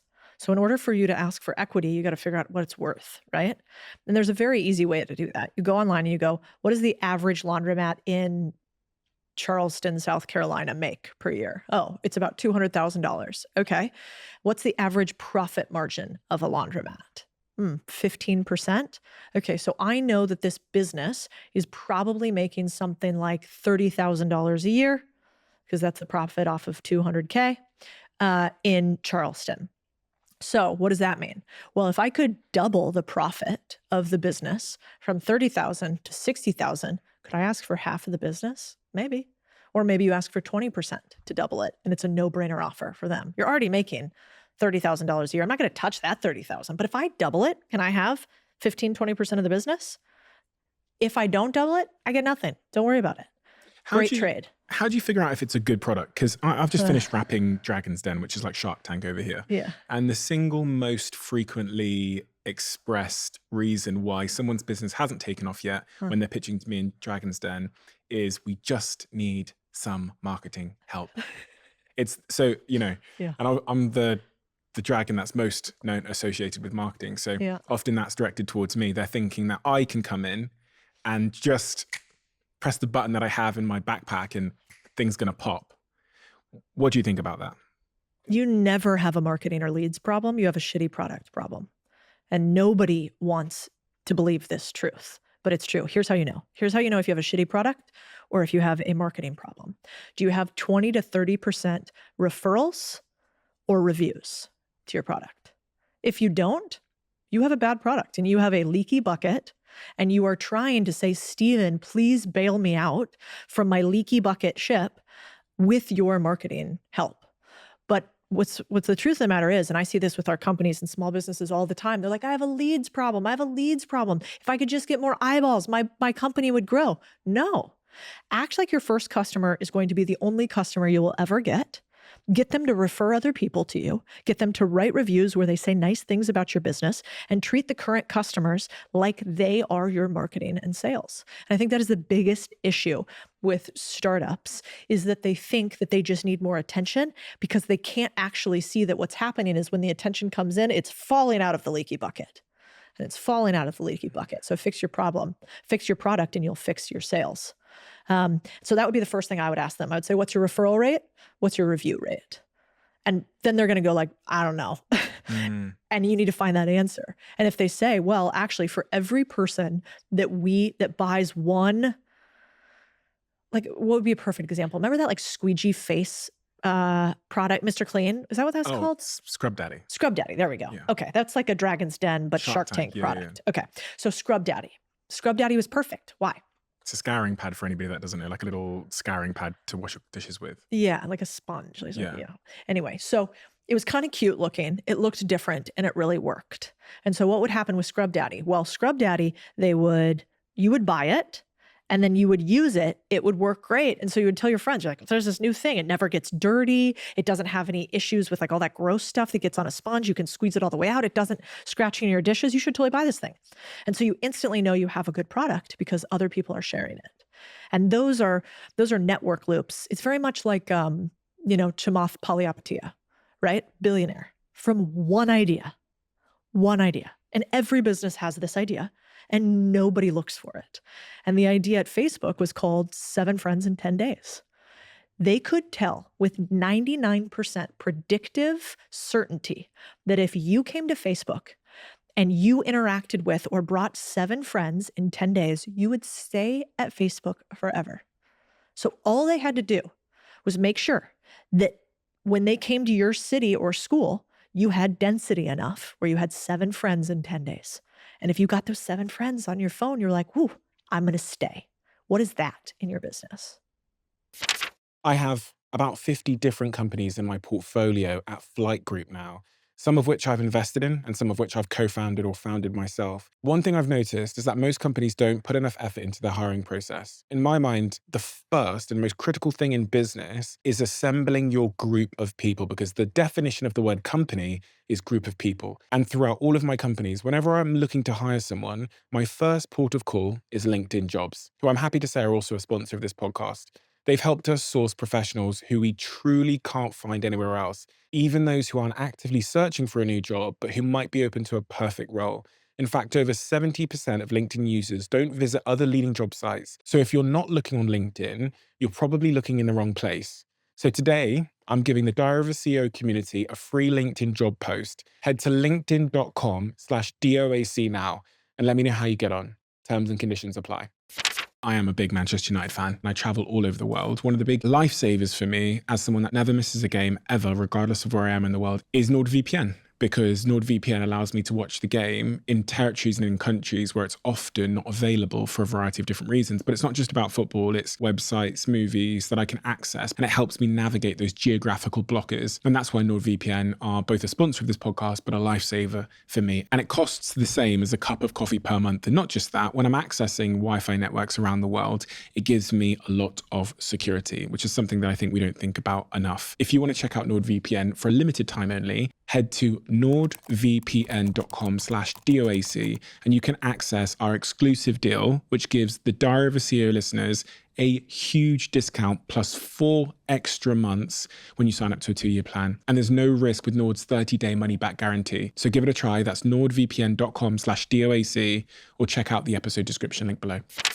What you're speaking to there is this idea of retention. So a great product is retentive. And if it retains its customer, then the customer is going to sit around and evangelize and bring other people with them like they're throwing fishing rods into their network. And the example you gave of Chamath, who was one of the early executives at Facebook, is the same thing. If you bring 7 people with you, you're going to stick around for the party long enough, these network effects build.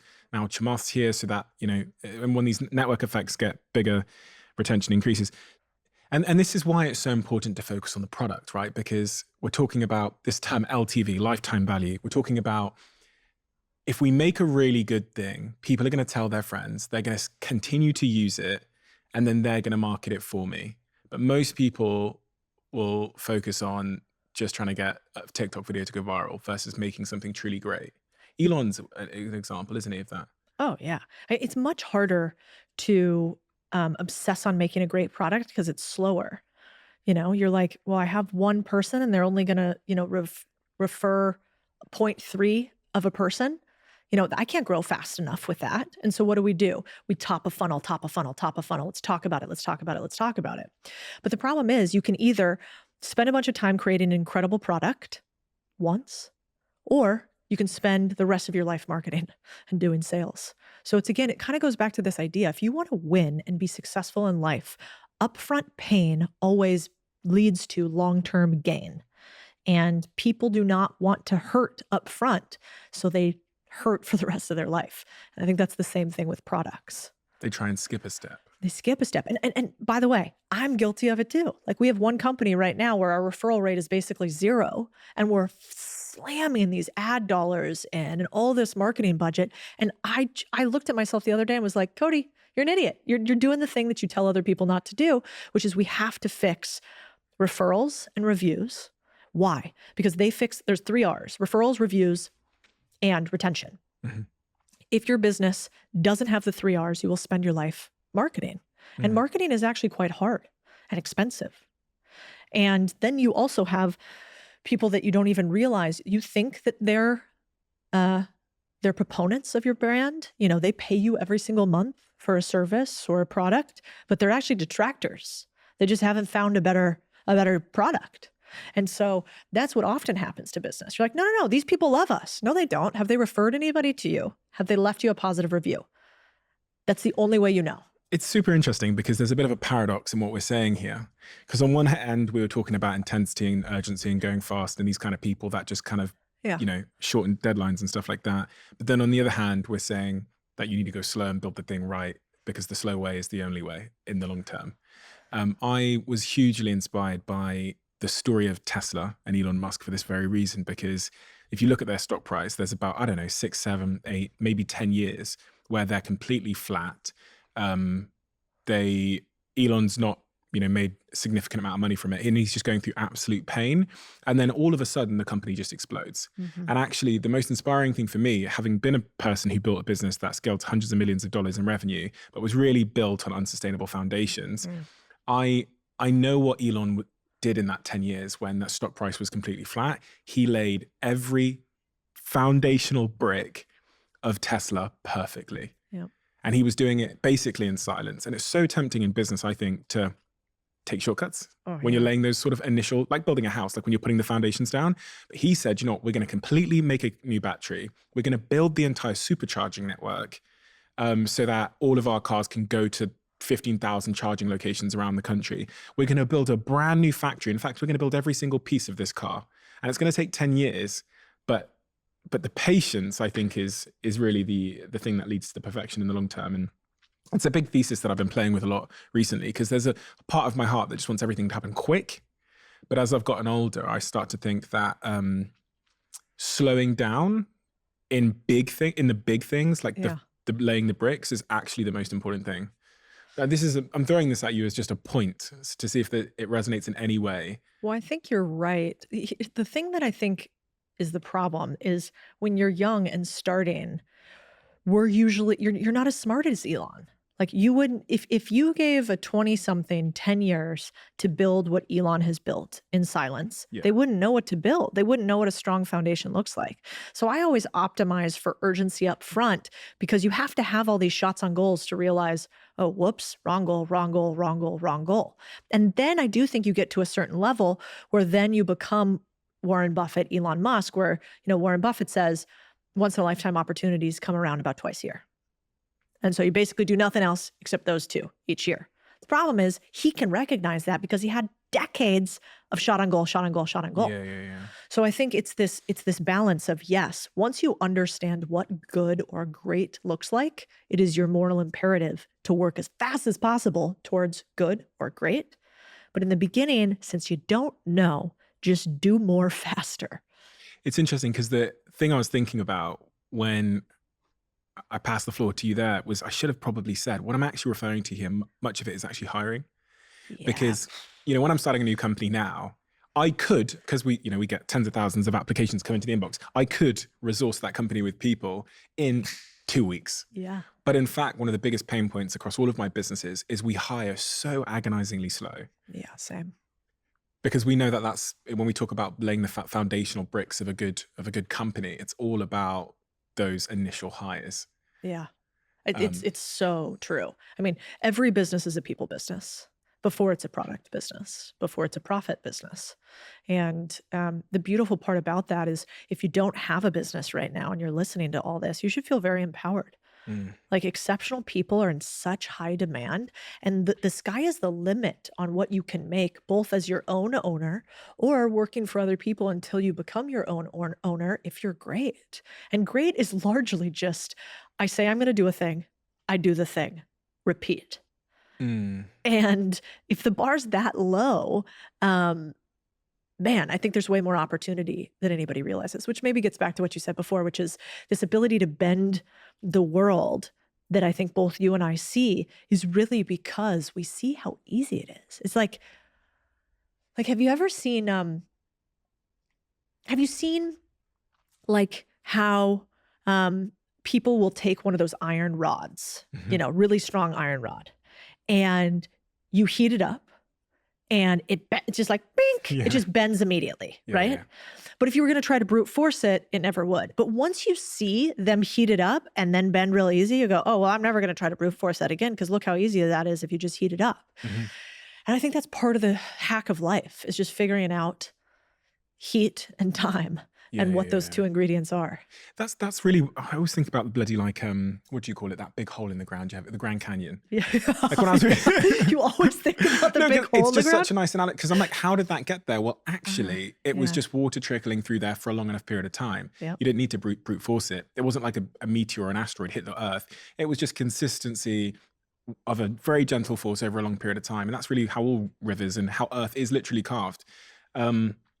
It's interesting because I was also thinking as you were speaking about this idea that at all times throughout your 20s and your 30s, you are actually, without knowing it, interviewing and being interviewed by your future potential business partners. Oh, yeah. Do you know what I mean? Because I was 18 years old and I went to I was 19 years old when I went to San Francisco. Yeah. And funnily enough, I just sent a cold email to a billionaire. I said, I just saw you bought a company.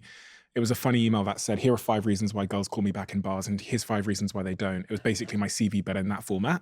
I love that. And he called me within 24 hours when I was in the UK and was like, hey, love this. I'm going to set you a challenge. How would you get us to 10 million users? I thought, fine. Made a deck, sent it to him. This is how I'd get this new company you've bought to 10 million users. He goes, cool. I'm going to give you $10,000 a month. I was in the UK, just sat in my parents' house. I'm going to give you $10,000 a month. I'm going to fly you out to San Francisco, and you're going to help us build this company. And while I was there, I was around some really, really smart people. One of those very smart people, 10 years later, when I had a new idea, he was the first person I hit up through his Instagram DM, through his Twitter DMs. Hadn't spoken to him for 10 years. Turns out he had built a $50 billion company that had IPO'd, and he was the CTO. And I said, hey, there's this new thing called the blockchain. I'm really interested in it. Do you want to build a company with me in it? And he goes, yeah, cool. And I just reflected on the fact that throughout my 20s, there are so many people that I met that in my 30s, I then leveraged. So what I was actually doing is I was being interviewed by them without knowing it. You know what I mean? Because 1,000%. Actually, I won't say his name, but we have a mutual friend that knew you from back in the day then.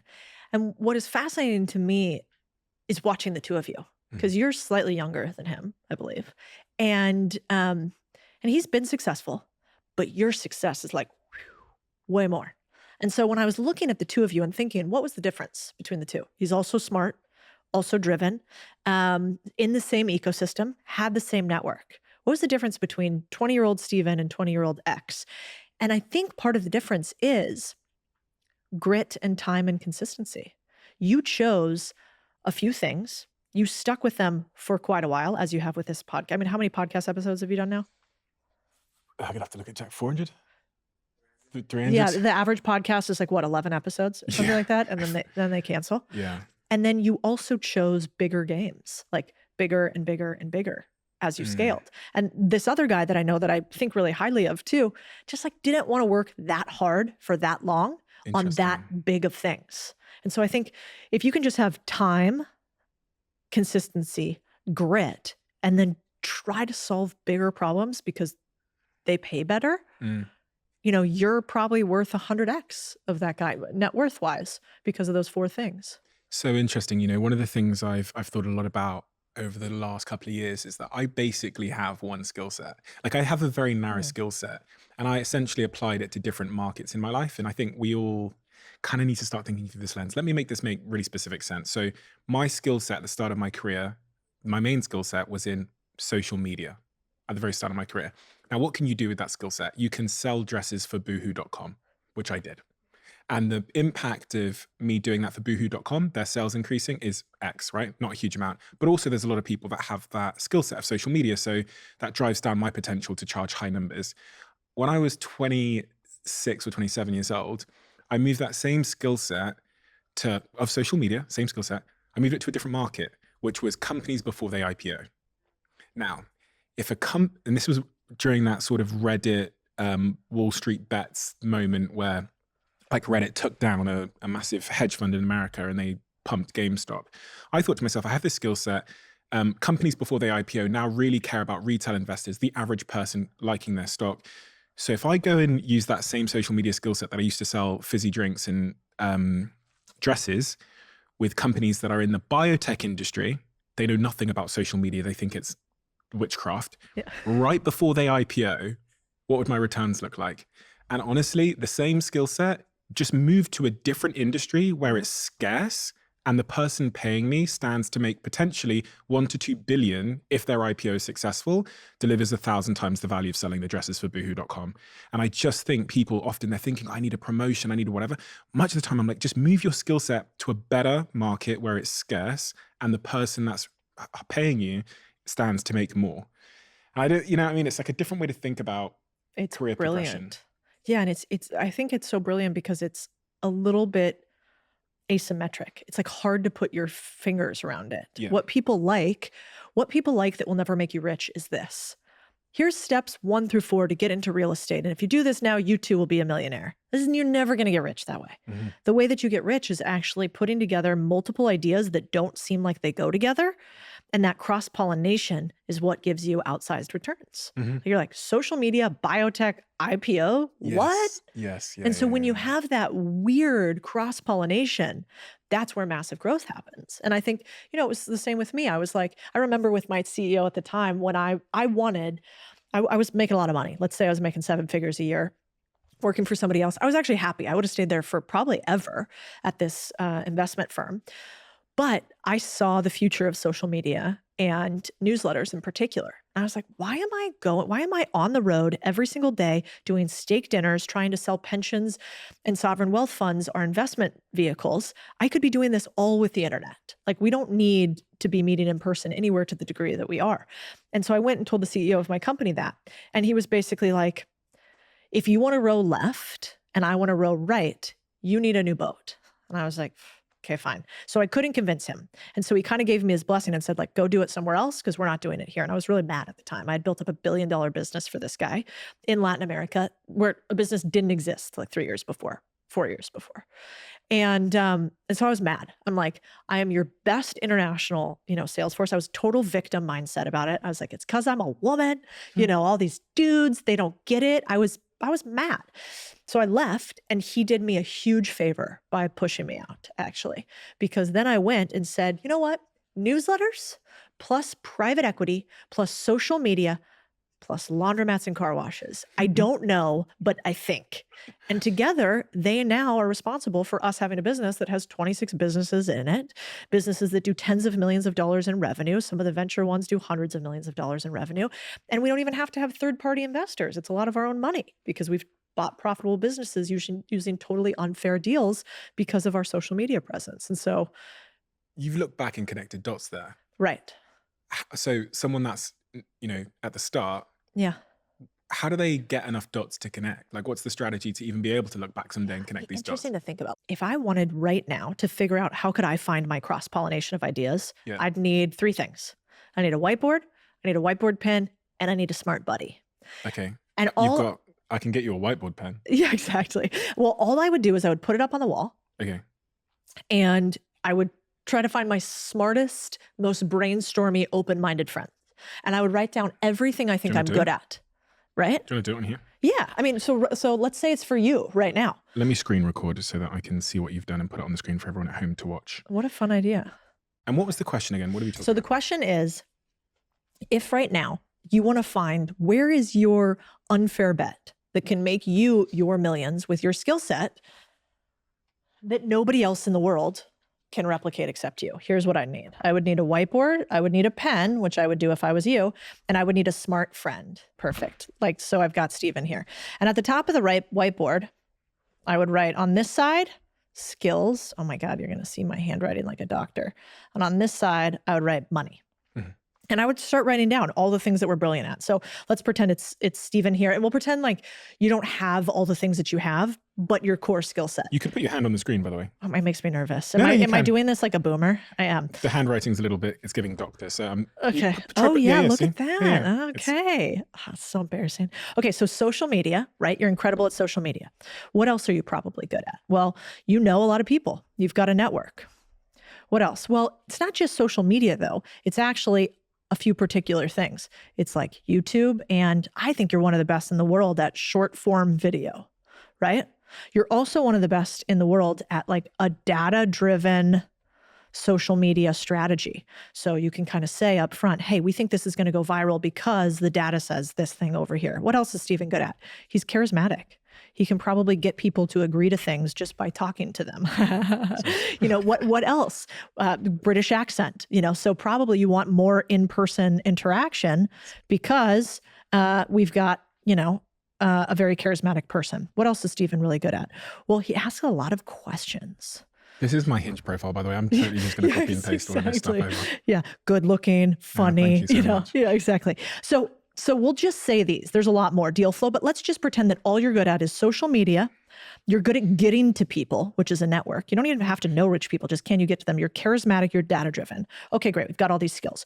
Now, how could we apply these skills to get the most money humanly possible?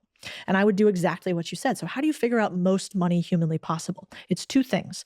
It's how would I do this? It's the size of the problem. It is the value of the solution. Interesting. Okay.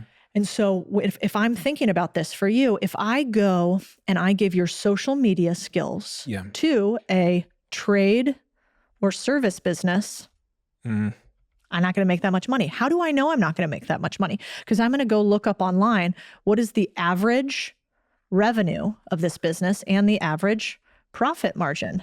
Yeah. Now, you probably didn't even think this way when you were thinking about it, but you guys look online right now. What's the average profit margin of a biotech company and average revenue? Let me tell you what it is. It's going to be like 50 to 80%.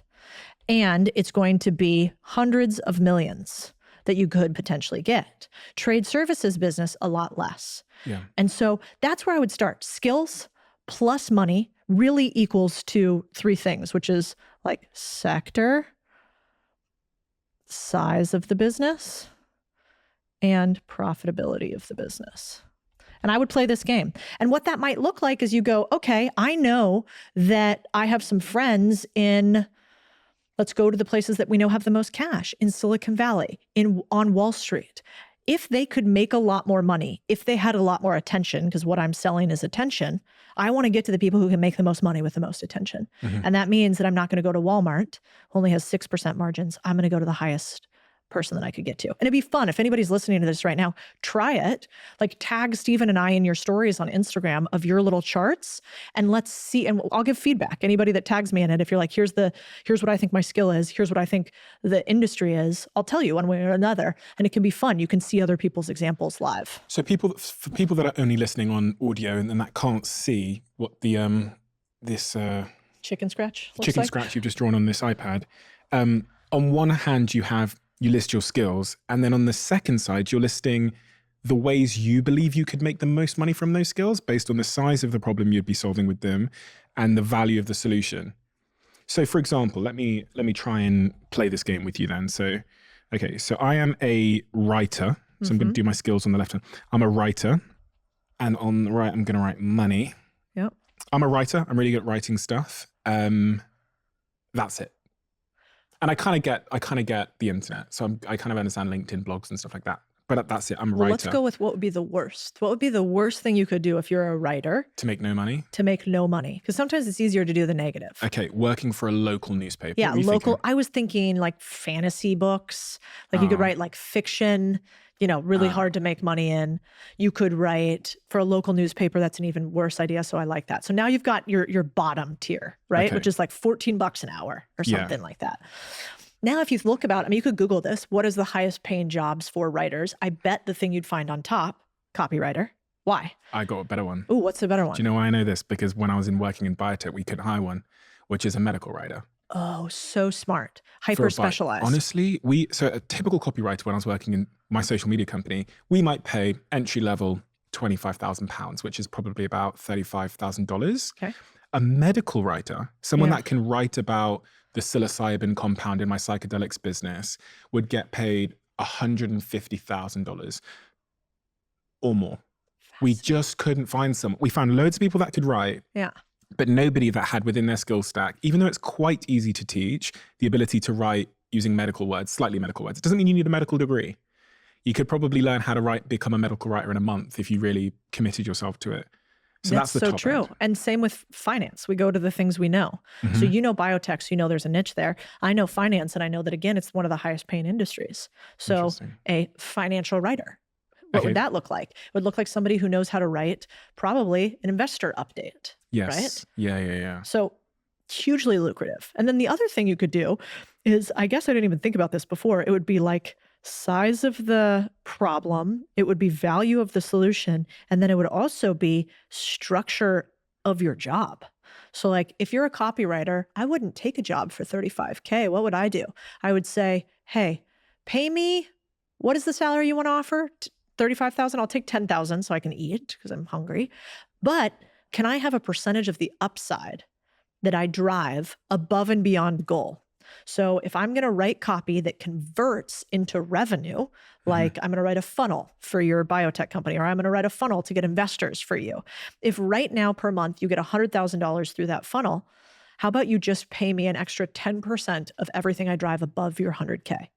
So I think that's another way you can make more money, is getting smarter on deal structuring.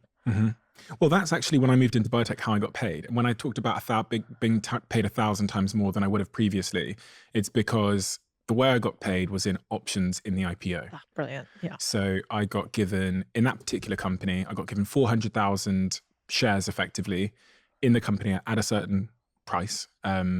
And so when the company IPO'd at $3.2 billion on the NASDAQ in July 21 or something, even though I'd only worked in the company for about 6 months, just helping them build out the marketing team, I think my net return was, on the equity value at the time, was quite close to 10 million. So 6 months work, 10 million return, because and the really the reason I did it was because I was so interested in psychedelics, but it just opened my eyes to the fact that any kid with social media skills and that knew how to structure a deal with these people could have walked in there and said, give me some stock in this IPO and I'll run your social media for 6 months. You're so right. Could have changed your life.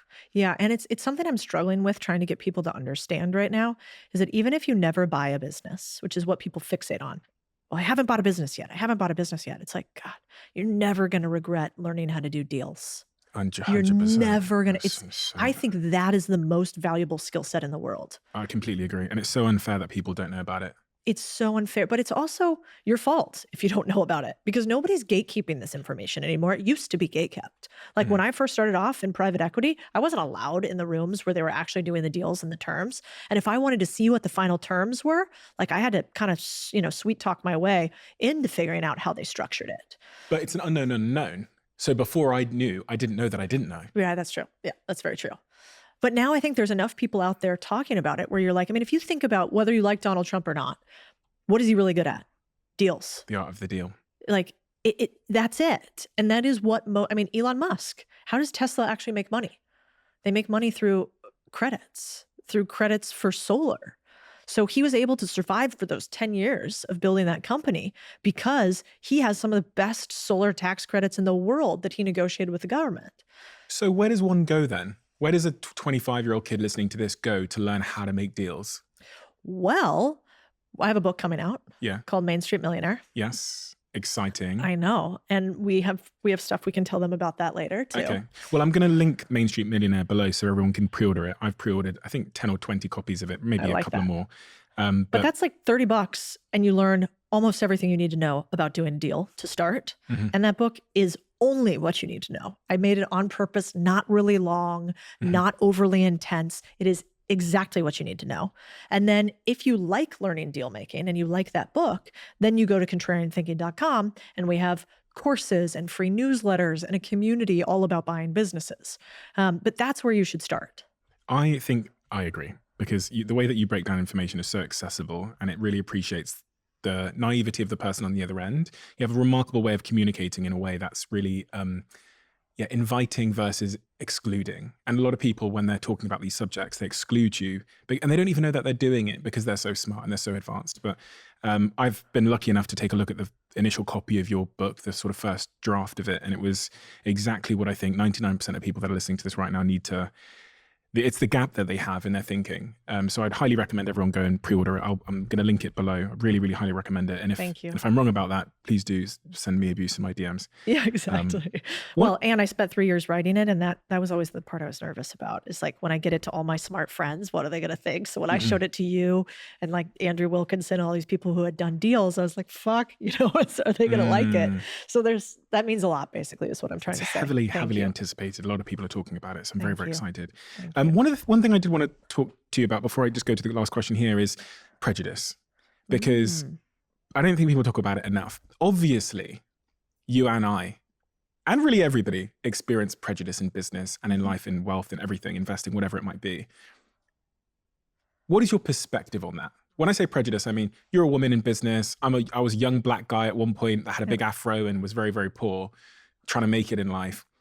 What relationship should we have with the prejudice we face?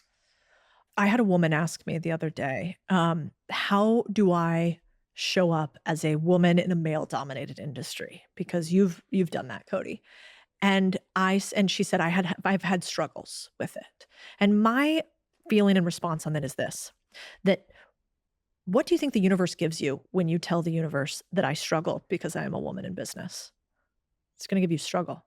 What do you think the universe would give you if instead you said, I have such incredible opportunity because I look different than everybody here. And if I am good, I am so much more memorable than every Tom, Dick, and Larry in a blue suit that looks just like everybody else. What if the thing that you think is your biggest weakness and the thing that makes you feel excluded and less than is actually your biggest strength? And if you could flip your mindset on that, how much more money and opportunity would you have? And how much more interesting would you be for other people who are wealthy and successful to be around? Do you want to be around somebody who is labeling themselves as a victim and complaining all the time? Or do you want to be around somebody who thinks that the world is full of opportunity? And it's a hard lesson to learn because the truth of it is business is hard. You will be shit on. People will keep you out. People will judge you for your skin color and being a woman or a man or not, for sure. But don't let that into your psyche. Instead, choose the opposite and watch what happens. So interesting. It's so difficult to say that because you're not denying the reality that prejudice is real. No. You're giving people the most optimal, productive way to move forward in spite of it. Exactly. Yeah, it's And like people what don't like serves that, you. Codie. They do don't- not. They don't like it. No. People don't want to say Although- that. They want to be. Some people want to be victims It's of their true. prejudice. It's true. I think the tide is turning. I hope so. For the first time ever, I posted the other week and I was like, well, we might get something interesting on here. And for instance, I believe that the word, I call it Latinx because I think it's funny, but Latinx is the most ridiculous thing you could ever call a Latino. Why? Because it doesn't exist in our language. In Spanish, the word Latinx, it makes no sense to anybody. So I think it was made up by a bunch of white people at Berkeley is my joke. And that in fact, if you went to Latin America and you said, how does it feel to be a Latinx person? They would laugh you out of the room. They'd have no idea what you're talking about. And I said that on social media, and I thought I was going to get so much hate that I would have to not look at it for a while. And what happened? A bunch of people were like, you know what? Yeah, I agree. So I actually think that if you want to beat the curve today, do not be woke. Do not be annoying and victimized and woke. Instead, watch what happens when you start being a little based today, when you start saying the quiet part out loud. And for the first time in probably since pre-COVID, I think the world is changing.